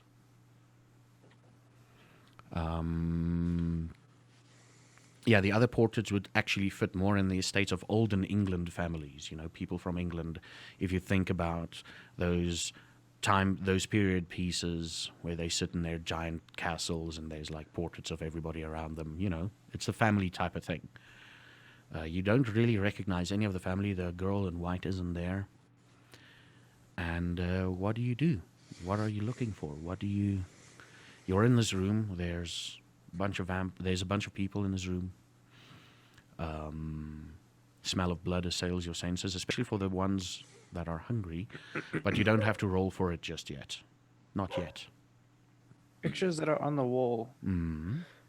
Do they look new? Are they clean? Or are they not looked after? Oh, no, they're looked after. Like, everything in this place is immaculately clean. Everything. What do the vampires look like? Are you looking for a specific group, or there's a bunch of I'm them looking there's a group of them that looks like a bunch of potheads, to put it in your perspective. They look like a bunch of potheads. Then there's a group that Then there's a group that literally looks like they don't belong. They look down on everyone, roughly. Then there's a group that looks like businessmen, roughly, and a mix and mash of all of them. Like, the standout groups are those three. The potheads, the hoity-toities, and the businessmen. Like blue-collar, white-collar businessmen. I see Clyde anywhere? Clyde is in a group. You can't miss him. You all see this very, very pink shirt. Like, it literally scorches your retinas, almost. That's how pink it is. Where he is amongst a group of... He moves between the groups, actually. That's how you notice him, all of you, if you were to look at that. You see a pink shirt just moving. Not a red shirt, but a pink shirt just moving between groups. Talking to everybody, telling them about photos he's taken. Some people complimenting him and like, I especially like the taste of that one photo. You know, they keep on mentioning undertones of tasting photos and, you know, the smell. He captured the smell of the photo, and that's how good he is. And you've worked on some of these before, some of these that he's mentioned, that they've mentioning. And, yeah, he's just moving in between. What do you do, Blaine? I'm assuming I've got Varkyn and James and the lady in front of me. Yeah, you were the one who last walked through. Okay, Yeah. so I'm gonna walk straight past them and beeline for Clyde. Okay, cool, guys. There's a guy that's walking past you all. The guy with the head with the earbuds. Okay, as you're walking, let's cut back to the group. Any one of you want to do something specific? I want to... Yeah, sorry. Let me go first on this one. I want to walk, just speed up a little bit till I get right next to the guy in front of me. Oh, the guy that's making a beeline. No. I let him go. I don't care about him. The statue guy. The statue guy. Oh, so you walk up to him. Yeah, but I'm not looking at him. Nothing. My hands in my pocket, and I just want to say. Okay, Now we hide our faces, and just Blaine and Varkyn do their thing. Just me. What? No, just James and Varkyn. Sorry. I was about to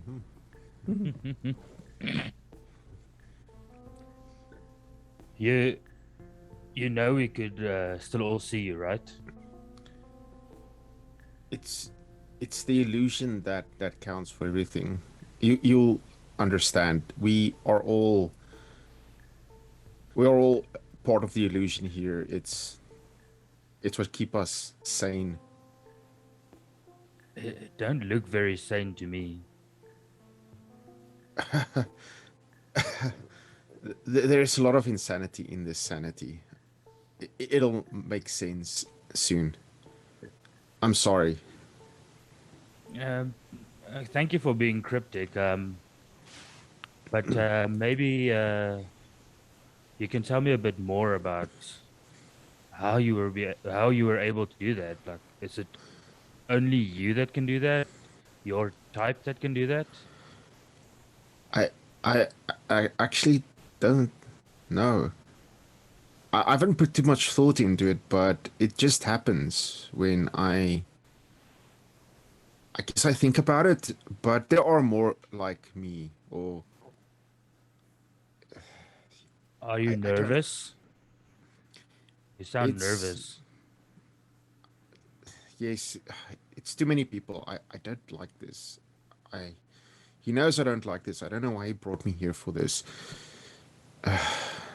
Who's he?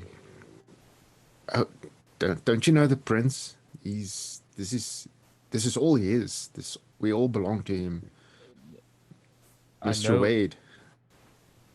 I think I know of him. You've heard of I've him. Oh, heard of yes. this place. I've heard of this place and him before, but I've never been here. Oh, this must be your first time. How fresh are you? It's I'm uh, relatively fresh. You would say about 3 to 4 weeks. Yeah, a few weeks. oh, you are very fresh. I myself am fresh as well, but I've known more than I should for a while, I guess. But we are Is it something because you different. always lurk and listen to people? Yes, I've been called a lurker. I have bigger ears than I should have, I guess. So tell me, since you have been here before, what should I expect to happen next? Oh dear, expect the unexpected. This What is not a what's with the place. cryptic? What's with the cryptic stuff, man? Come on. Oh, that's not Not nothing cryptic. This, as you saw, we walked through hallways that don't make sense. This place, senselessness is the name of the game. We are. I don't know why we are even here. I just want answers myself. I I go where uh, I'm called. so since you're very good at lurking, if you hear anything weird, that's use your own discretion on weird. Will you inform me about it? Will you tell me? All right. You Who know, are you I can. though? Oh, What? my name is James Oh, sorry. My name is Varkyn. Varkyn Rowe. I've Varkyn. It's nice to meet you. I will pleasure. not call you Lurker. I'll call you Varkyn. Please do. I don't like nicknames. So It hurts. think of me as a friend, and just when you know stuff, you can trust me. You can tell me. All right. Having a I friend don't. here is difficult. Why? Just look at them. They're all so unfriendly. Like, Do I they look unfriendly? no, and not at all. I think it's the freshness on you. I think they've been at the game for far too long. They've played this game, I think, Well, for ages. as you can see in the room, there's a few clicks forming, and That is we yes. do kind of look out of place. So it might be in our best interest to just behind the scenes have each other's backs. I would like that. I think your abilities will come well in handy in the future. And if I know something, I'll most definitely inform you. That helps a lot. Knowledge is power, as they say. After all, And knowing.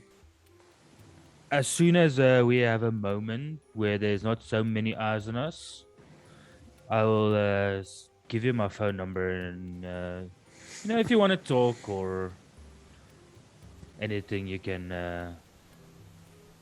Just use it, you know. That would be most good. I would appreciate that. As you Awesome. guys are talking, you do notice that there's only you two and the other two that literally sticks out like sore thumbs, and one of them is making their way towards the pink shirt. I lean closer towards James and I kind of whisper, "What do you think of that?" I point at the pink thing. Do you know that one? Um, No. well, no, I don't. But l- he is obviously making the most or getting the most attention in the room. It looks he wants the attention, so I think he would be a good one to keep an eye on. I agree. It looks like he's very chatty. He might spill some stuff that we need to know. I agree. And do we see Blaine beelining to him? Yes, you see him move towards him. It's still in the movement thing. Just a quick thing is, Zara, what are you doing currently? You're looking for someone, right? Yes. Do I uncover the camera? Yes. All right. You don't necessarily, he's not here tonight. Mm-hmm. But you know it's his type. It's his type of people. That's you. Mm-hmm. Yeah. I clique, am. the clique that I told you about with the whole blue collar people, the white collar people, yeah. The Yeah, yeah, businessmen, basically. Mm. Yeah, they're busy talking amongst each other. That's the closest thing you get. I am visibly uncomfortable because one, Azara doesn't like. I don't like crowds. I don't like people, let alone a bunch of vampires that I don't really hang out with vampires. And this is making me extremely uncomfortable. Do you so I shrink feel back extremely a out of do you place. do you shrink back a bit, like try and make yourself as small as possible? Pretty much, yeah. You both of you, James and Varkyn, notice that she's trying to like keep as much distance between her and everybody else as possible. I tell James, she looks smart. I like her. So I'm gonna leave. I think stick close to her. I'm gonna try and see what this pink, why this other guy that's with us is heading over to pink guy, and I just start inconspicuously following Blaine. Okay, well, he doesn't notice you. Okay, we can uncover our cameras again. He doesn't notice you as he moves towards him. This was literally like frozen scene in time. Like by the time you start moving towards him, he's like Blaine is about 3 meters, 4 meters away from Pink Man. The Pink pink man. man. The Pink Man, yeah. Yeah, I want to keep close enough to within earshot of him. Okay. What do you do? What are you going to do for the next few minutes, Azara and Varkyn? Because we're going to switch over to Blaine. I myself, I'm gonna go to the closest table of wine. I'm gonna pick up a glass, sniff it, put it down. I keep on sniffing. What thing are you looking for specifically? Just a sense of sadness about the blood. If it's in my head, perhaps, or if it's truly You sadness eventually in the blood. find one. I'm looking for two. I find two glasses. I'm gonna walk over to Azara, and I'm gonna hand her a glass and say, "This one smelt sweet." I'm gonna hand her a glass. I'm gonna push the glass back and say, I look for my own food. I don't trust anything else. You're smart. That was a good answer. It wasn't a taste, but it's just a good answer. And I'm gonna. Oh, help yourself. Help yourself. Like, by I'm all gonna. means. I toss one glass down, and I quickly toss the other one down as well. Kind of And I just stand. look you up and down. And I'm just And I like, stand with the two glasses, and I feel very uncomfortable. You I'm going to didn't. try to obfuscate. Okay, just a quick thing. You didn't. You did take hunger, right? Yes, I did take hunger. Okay, your hunger is definitely gone. All right. Okay, let's just quickly do this. I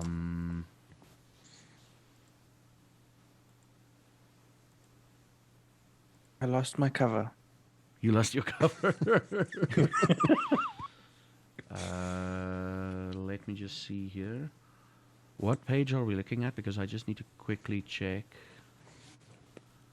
Oh, you didn't say. Okay, let's go find it quickly. Damn it, if I click wrongly once more, I'm gonna freaking... Just give me a few seconds, ladies and gentlemen. I just need to... I'm professional in shit. Can I quickly get my cover? Get your cover.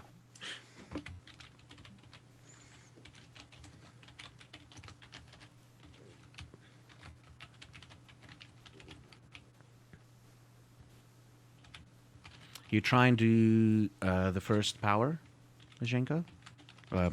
Yes. Blaine? Yes. Okay. Oh, Blaine. Yeah. Okay, cool. Okay. Essentially, no one that's looking at you, they're not going to see you. Azara, are you looking at him? Yeah. I am. He freezes almost in time. I'm back. Are you okay? Yeah? No. Other one. Me. Varkyn. I kind of look at you and I'm like, are you okay? I motion with my eyes from side to side, and my body is frozen stiff. Are you having a stroke? Do vampires have? Are you having a stroke? What's happening? My eyes move from side to side. Oh, okay. All right. I'm Okay. All right. I'm just okay. You do you, and I kind of just scanned the rest of the room after that. Okay. Cool. We get to Blaine and basically James and Pink Shirt Man. You approach him. Do you Cover up. make your... Yeah, do that. So, Do you make your presence known as you walk towards him? yes, I'm a little annoyed at this point, so I'm actually stomping up You're to him. stomping. He turns. Yes, He and, turns. Yeah. He turns around, sees you, and what do you do before he acts? What do I do? Yeah. I've become daunting. Mm-hmm. I don't know if I need to roll for that. I need to just quickly check what it... I know exactly what it does. I just want to confirm. Let's see if you've given me enough info. Ooh.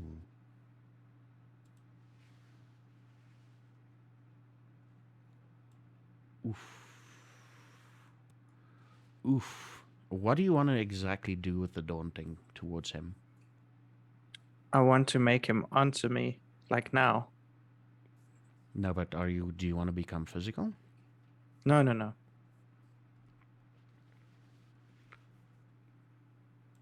So you're just trying to like sort of intimidate him. Yeah. I want him to know that I'm being serious now. We're not in a restaurant anymore, and I don't really give a shit who's around me. Okay.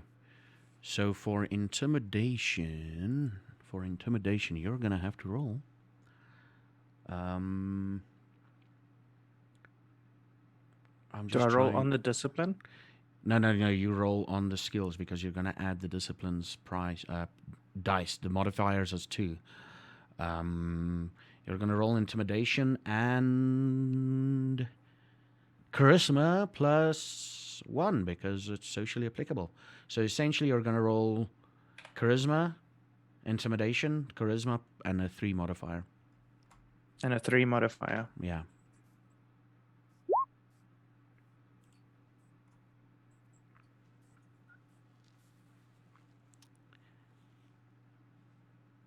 Huh. He is frozen for a few seconds. What do you say to him in those few moments? Where am I? And what is going on?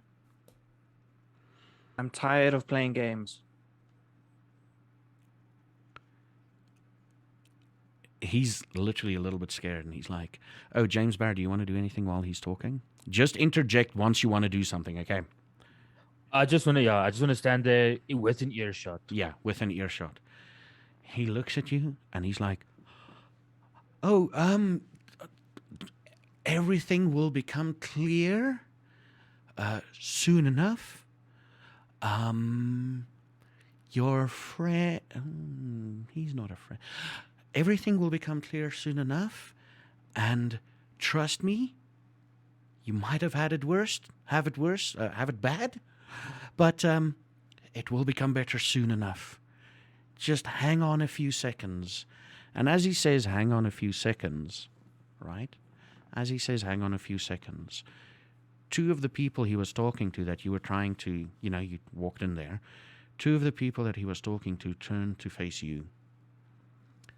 Their intentions, they can't make it any more clear. Their intentions is, if there's anything happening, if there's any aggression about to happen, it's not going to happen, and they're going to stop it. James, you pick this up as well. You've been in this situation before. You pick up on this as well. Blaine, what's your response? I look at them and I look at Clyde.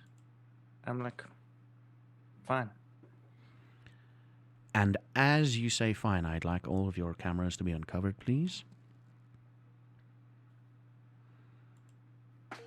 And as you say fine, the entire crowd quietens down as a man dressed in a very, very expensive white suit walks up onto the stage, and he bows and he begins to speak. Upon first glance, you're like, "Holy crap, was this the woman?" Oh no, it's a man. Varkyn, you recognize this guy. And the crowd is quiet. And he looks over at all of them, all of you. Slightly like with a frowned look upon his face when he sees you, Blaine, and James, like, sort of like he was expecting something different. And he's like, "Good evening, everybody.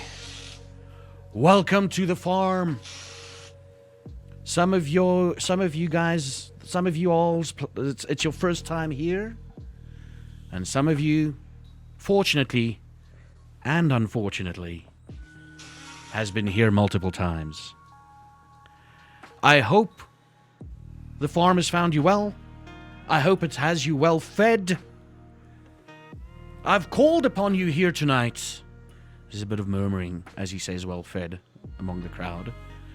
"I've called up you all here tonight for multiple reasons, of course. One of them being that we have finally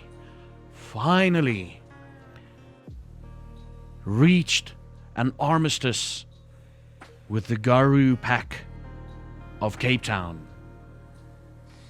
More murmuring in the crowd. Blaine and James, you hear, "The wolves? The lichen? What? Really?" That's sort of the murmuring you hear. Varkyn, you know what this is about. Azara, you also, you're like, "Oh, the wolves. A bit more on your side of the room, it's a bit more, "Oh, finally," type of, "Oh, finally, the wolves." The man in white continues to speak, and he says, "Essentially, it means we leave each other alone." And he lingers for a bit on a grouping of people. His gaze. "And then we keep the masquerade intact." and he looks at the crowd, and just randomly you hear, and sort of like half-hearted applause happening through the entire room. The second reason I called you here tonight? Well, and at this point, again, you do realize that everybody working for him or working in this complex has got black suits. At this point, two men in very expensive black suits walk onto the stage with a third man in between them, with his hands tied behind his back. The captive is only wearing briefs. He walks upright, his gaze straight ahead of him, almost challenging everyone he looks at. All three of them, faces the crowd. And Edgar continues. Let me just go a bit more into detail on the man only in his briefs looks like. Very, very muscular, long blonde hair, clean shaven. And I'm talking, if he wore a suit, you wouldn't think that he was muscular. And the moment that suit comes off, this guy is a powerhouse. Potentially, with more training, he would be even bigger. But right now, he's your average, how can I put it? Your average, he doesn't, when I say muscular, I'm saying like, no real six-pack. No, there was a six-pack, but it's not defined. So there's a six-pack, broad shoulders, and you can do the whole if like you wanted to. Strongman training, not bodybuilding training. Like strongman training. There we go. That's the word I was looking for.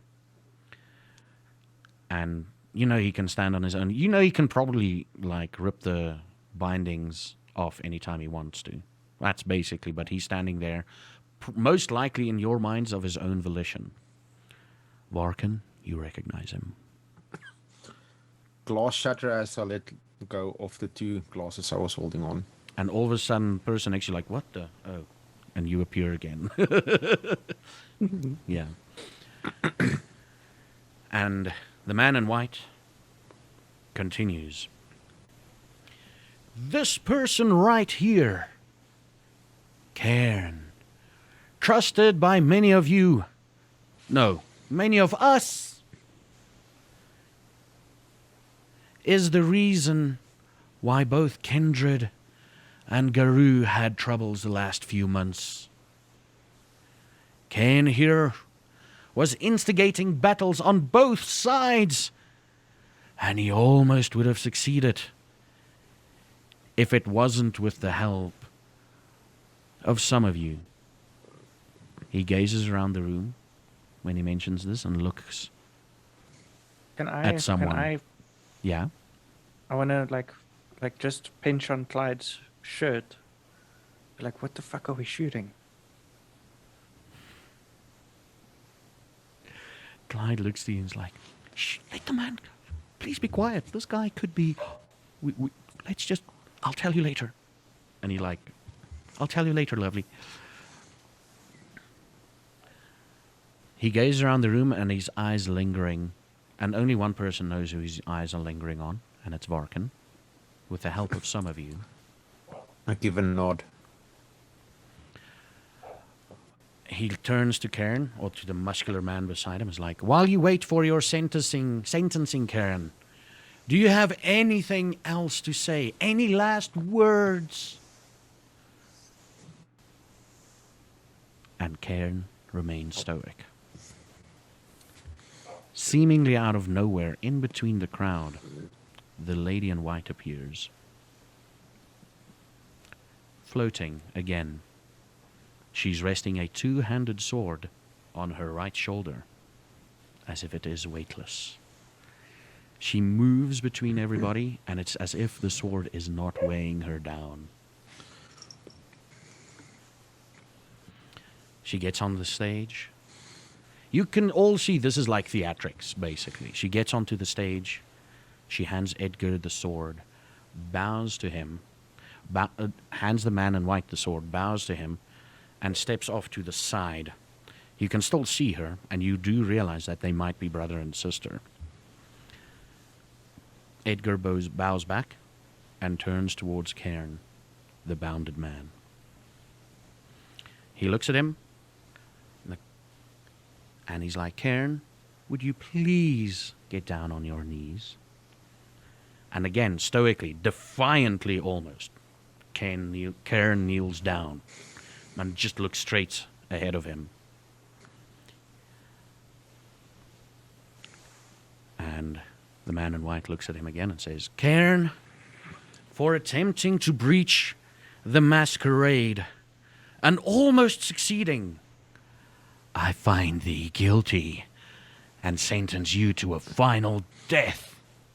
And as he says death, one fell swoop, that sword gets raised above his head and comes down and severs Cairn's head, bouncing a few meters and rolling to a standstill. For a few seconds, blood still spurts into the air and the body falls over. As soon as the dull thud of that body hitting the stage floor echoed through the room, an unearthly scream emanates from the stage. It's coming from the woman in white, and all previous grace she had has gone as she lunges towards the body and starts ravaging it like the beast hiding inside of her. The sickeningly sweet stench of blood and death permeates the air as she claws her way into the corpse on the stage. The camera fades to black, and we find ourselves in the room of a young girl, black hair, holding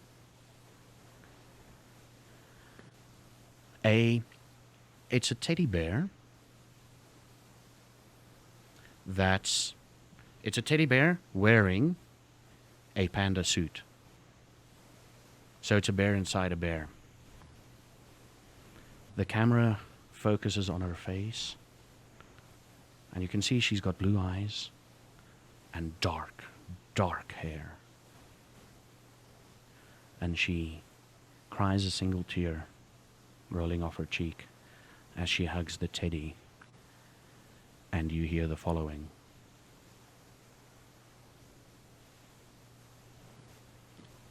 I will always love you, Lilypad.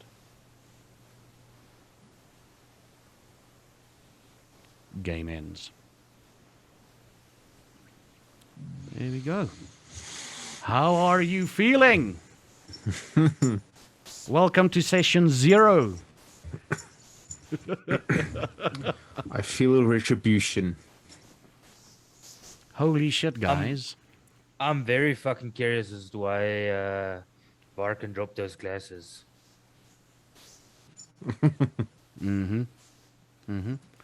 How are you all feeling? Blaine? Do we really have to end now? We don't have to, but we need to take a break. No, listen. We said till about 8 o'clock. Yeah. And this was a shorter session that we actually planned because we were still setting everything up and we had internet issues. Ladies and gentlemen, do not adjust your TV sets when the internet issues happened. We had like some freezing scenes and whatever. It's just South African internet at the moment. So what do you guys think? Welcome to the City of Storms. I think it's pretty cool. I'm still just trying to like get the hang of things, obviously. This is definitely more progressive and advanced than the D&D thing that I'm currently busy with, that I've been included in. We literally went from the introduction of our characters and being at home to being to this place, and then also moving to a completely different room, whereas like the D&D that I was busy with You could literally stay in the same place for the entire damn session, and this is so refreshing. This is so refreshing. Oh, it's nice. Like, who knows? Maybe next session you stay in the room the whole time, this place that you're at. We don't know. No, you'd stay in the room, but you get a lot done in the process, right? Get a lot said in the process. I had to play around with time a little bit there. There's like a lot of things happen very quickly. It's like, oh, this pauses, that pauses, go on here. This. Yeah. Yeah. Guys, So, you're gonna have to excuse me for a second. okay, you're going to have to go pee. Okay. Yeah. I've gone to pee twice during this fucking session. Are you serious? Oh. I messaged Zephyr was like, shit. And like the camera was covered. I was like, I gotta go pee. 30 seconds, I'll be back. Blaine or Solden? Both of we've heard the input of Zara. Both of you, this is your first. Well, James is also his first. We'll get to him shortly. How was it? I think this is going to be a lot more intense as it gets on. Mm-hmm. I mean, like, we used to have those really long sessions with Yeah. our last campaign, Yeah. and I can see the 3-hour thing being a needed thing later on. It is, yeah. Because, like, even like in that, I'm trying so hard to sort things out in my head as they're going on, and we haven't even done that much. No, you haven't. We haven't. Could you do me a favor and just go like this? Okay, thank you. I just had to confirm something. You know what I confirmed. Yeah. Yeah. It's yeah. the whole time. The whole time, yeah. There we go. So how we're gonna do with XP, and I've explained it to everybody before, is you're gonna give. Let's wait until Mr. Barrett comes back. Let me tell you, I had to stop this shorter. There was still like an entire scene planned after this, and then I saw the time. I'm like, holy crap! I had so much fun. I took longer than I expected. So at least part of the next session is done. James, or Yes. Fat Exorcist, Yes. what's your impressions there, buddy? You're the new guy. It was fun. It was I fun. enjoyed it. Yeah. Yeah. As when I approached as Jenko, I was like, okay, I'm gonna fuck with this guy now a bit. Mm. And then I was like, so obviously I knew nobody could see him while he was standing still unless they already were looking at him. Mm. I just wanted to fuck with him, like, no, we can all still see you. Like, you know. And it was just like, no. And I'm like, God damn it. It's Varkyn you're talking to. It's a Zhenko you're talking to. 90% of it goes. I'm kidding. Listen, I'm friends. For those of you wondering, the people that I've been the most longest friends with personally is actually a Zhenko. So we're allowed to take each other out like that a little bit. And Varkyn. Well, out of We've known each everybody other. here, I've known Fat Exorcist the longest. Oh yeah. It's Oh, been almost 10 nice. years now. Almost 10 years. Yeah, it's been a long time. Jeez. Damn. Varkyn, thoughts, impressions?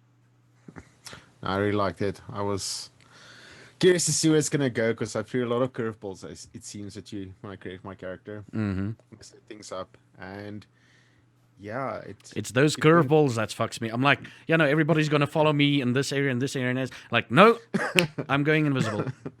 No, I love how you like picked up on that, and I love how I set up my character, and I can really like just drop into it. Like, all of the stuff that I set up is like just there, and I can just pick it up and just take it and Yeah. just run with it. We're gonna So get I'm to. really, really happy. That's cool. We're gonna get to our clans in the later stage. We just need to figure out who is who. I have there's, no idea who any of these guys. there's already a few hints thrown out. If you're watching on YouTube, who do you think? What clans do they belong to? And Yeah, let's see in if the you can comments, figure it please out. say. Please comment. And now we're gonna get to the XP bit. So how it's going to work is we're gonna give each character is gonna give another character or two characters XP points, right? Oh, Up to a maximum of stuff. 2. You've got 2 points to give away, right? But if someone's got 3 points already in their XP bar, you can't give them any more.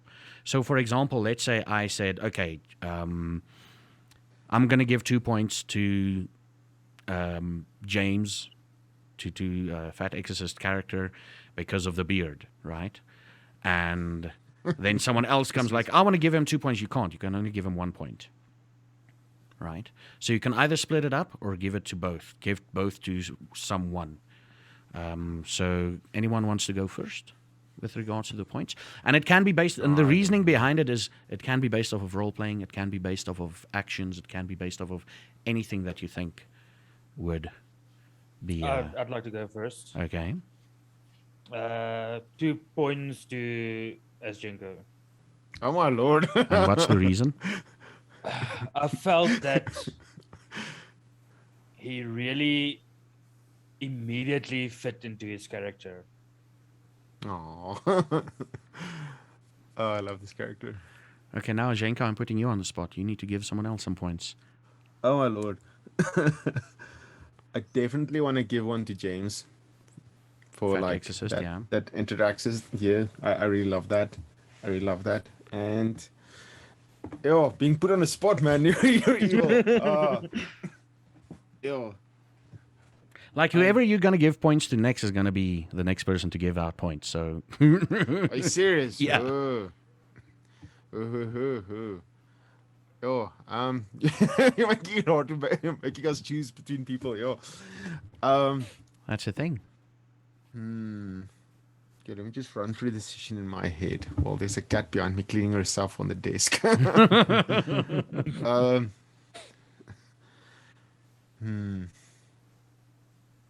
Actually, I'm gonna give both to James. We had a lot of fun. I really love this. Oh, fuck, now you're making me you. choose who Thank needs to you, give buddy. points Yeah, next. there you go. I Cool. really enjoyed this. Cool. This was really cool. Cool. He's like checkmate. Zephyr. So, Checkmate. I'm gonna give you the option between Solden and Mama Succubus. Who of you wants to go first? Mama Succubus. I'm gonna go first. Okay, go. Yeah. I'm gonna split my points because I think that these two characters is really well. So I want to give 1 point to Azjenko because agreed with Fat Exorcist. He really like fit right into his character. Like he really got into it, and I think that's pretty impressive.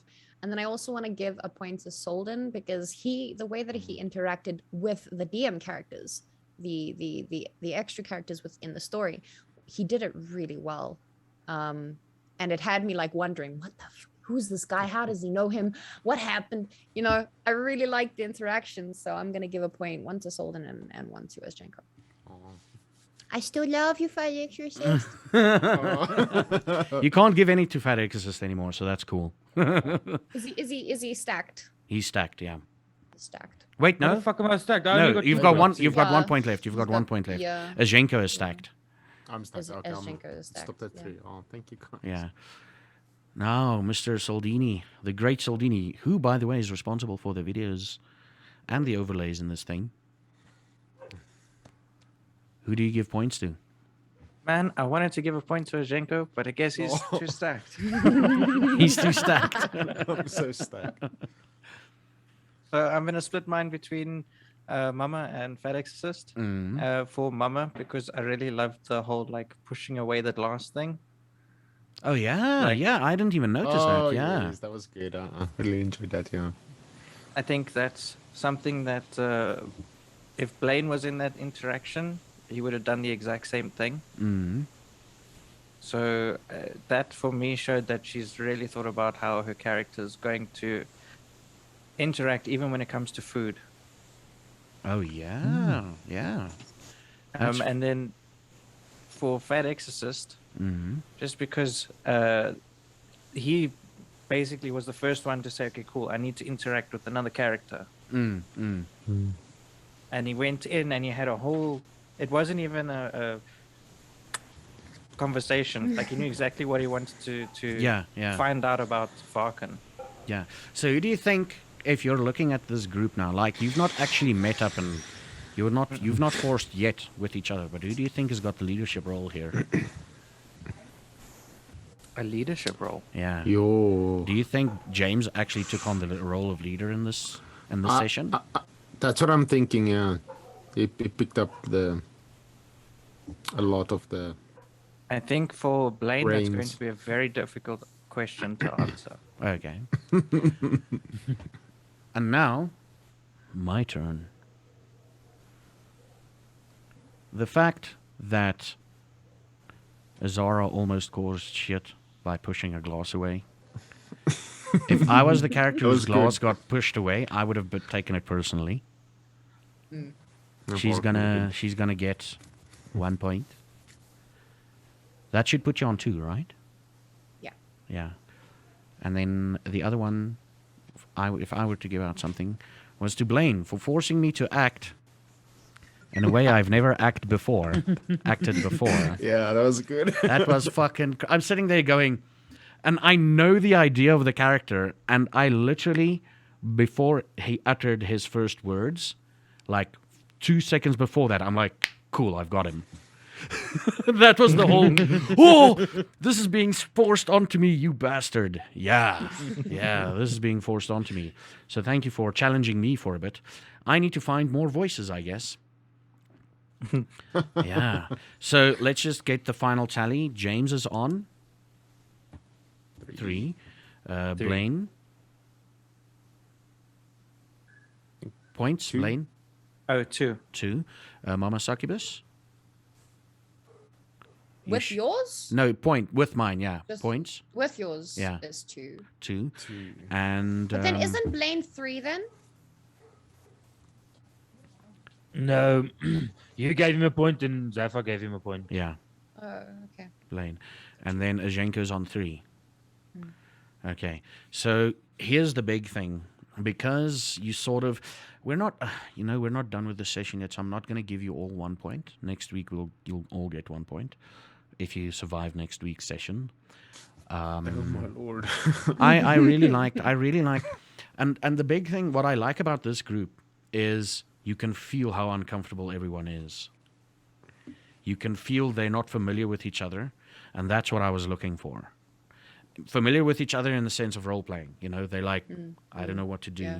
And I love the fact that there's 3 new people in this chronicle that's never played Vampire before. And it shows, not because you're making stupid mistakes, it shows because you should be unsure of what you're doing. You should be like, what's going on? What's going on here and everything? And hopefully next week... you'll get to find out more. Hopefully. Can't wait. Can't wait, yeah. Yes. And before we go, we're going to give our shout-outs. And essentially, I'm going to go... How it's going to work, ladies and gentlemen, either or neither, is I'm basically going from left to right, downwards for the shout-outs. There's no preference here. So let's start off with Zhenko. Where can people find you? Yes, sir. People can find me at Twitch under Azhenko or on YouTube under Azhenko. And I'm currently streaming Ori and the Will of the Wisps as my 1-year anniversary game on Twitch. Yay. 1 year. You've been streaming for 1 year. Streaming for 1 year. And yeah, I think I'm quite close to ending Ori. So I'm going to play Fallout, the first Fallout game after that. Dude, have you Nice. tested if it Looking forward to works and captures? I checked on if OBS, it captures. It's a little bit, it's got like black bars next to it, so it looks odd, but at least the resolution, but it captures, so it's Like a good. turn-based, eh? Yes, that's Yeah, going to be I'm looking fucking- forward to that. Dude, that's going to be amazing. Super psyched. Are you going to continue Really the excited. series then? Yeah, no, I'm going to play. Cool. I'm going to do tactics, all of it, yeah. Cool. So I'm really looking forward to that, yeah. And you can also catch me on YouTube where I put out daily. Oh, the freaking... Presentations and stuff. I stopped watching your YouTube for one reason. There's I too want much. my I want my wish list to remain a certain size, okay? Oh, dude, I have I'm sitting there going- 400 games in my wish list. I'm sitting there going, flipping that silicone thing, that Silicone City. I'm like, I want that. No, Zaffa, you don't want that. You don't want that. No. My wish list is a mess. I think it's got 480 games or something. I have no idea what's going on there. 'cause it's just these... I just see so many games. I'm like, yes, Yes, I I'll want- take it. I'll take it. It's wild. I'm screwed there, but yeah. and Definitely. and you were playing, and he was playing Varkyn yeah, Varkyn Varkyn Row. Row. Yeah, there we go. Soon to be announced what clan I am. Well, if we can figure it out, Stay tuned. yeah.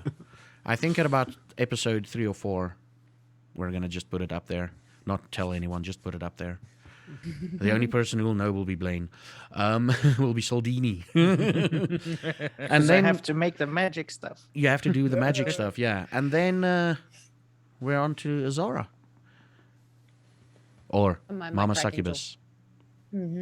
Yeah. Well, you guys can find me either on Twitch or on YouTube. Both is Mama_Succubus. 1M, not 2.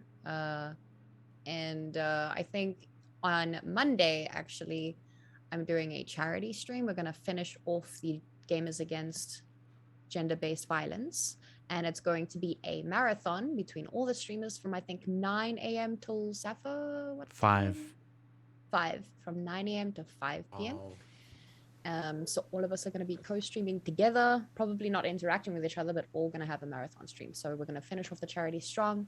I'm not sure if this YouTube video will be released before then, but if you have anything, It if you should know be. someone who can, it'd be good. Then I would urge you to come to the streams and contribute towards the fund. It's very important for South Africa. And for the rest of the week, I'll probably be grinding some ranked on Apex because it's a new season 10. And I'll also be playing Star Wars Fallen Order, pretty new to the game, pretty stoked, pretty excited. And that's pretty much it. That's pretty much it. Nice. Yeah. And she was playing Azara Chambers. I was playing Azara Chambers, and I have no idea what I'm doing, but I hope you enjoy. Oh no, it was good. Oh, we're gonna find Clyde. No, not Clyde. That guy. We're gonna find the other guy. Must know where just Clyde is. bleep out. Just do one piece of editing and just bleep out the name that I said, okay? No, No one's gonna know. It's fine. No one's gonna know. And I'm the not element gonna of bleep it out. surprise. Do you know how lazy I am? Except for all of it, to find it. Oh. Well, if you're bleeping out words, I'm gonna send you a list. No. Next up, we've got Solden. Listen, before Solden does anything, ladies and gentlemen, if you need your graphics done and anything done for your stream, you got to contact Solden. He's responsible for all of this. He's responsible for the video. He's responsible for his own raid thing, but that's another thing. He's responsible for Jumpy Umpy Spider's design, and if I remember correctly, Fat Exorcists, right? Yeah, help with the logo. That just helped a little bit. Ah. Don't I be just so tickled. modest. Don't be so modest. Solden's You're there fucking like, good. I just helped a little bit. He likes tickling. He just tickled a little. Tell us about yourself, Solden. Well, Who are you? I like long walks on the beach. He does. We walk on the beach all the time. Yeah, yeah. I'm Those are stands Solden. I play a variety of games. I used to be a full-time Destiny streamer, but not anymore. And now I play lots of different things. Mostly, though, a lot of Final Fantasy lately. I have a YouTube channel, and I do some creative things everywhere. You can catch me most of the time on Twitch. There we go. And he's been playing Blaine for you. And now we get to another newbie, Mr. Fat Exorcist. Tell us about yourself. What do you do? Where can people find you? So you guys can find me on Twitter and on Twitch. I am relatively new to Twitch, meaning I've been streaming for 3 days. And it's been awesome. It's been a fun ride. I'm You've been currently doing really well. Thank you. I've been currently I'm playing Days Gone, and I might in between do some Last Oasis Wink Wink Solden, and yeah, come over, come hang out. I need some friends. It gets lonely at night. And my name on Twitch and on Twitter is Fat Exorcist. Yes. And he's been playing James Barrett for you tonight. And Now I need to do my thing. You find me at Zaffa Geek everywhere. I've been their storyteller. I hope you're enjoying this vampire story / chronicle. And I can't wait to see what the future holds for these 4 vampires. # family and all that. Thank you everybody for watching. And we'll see you next time.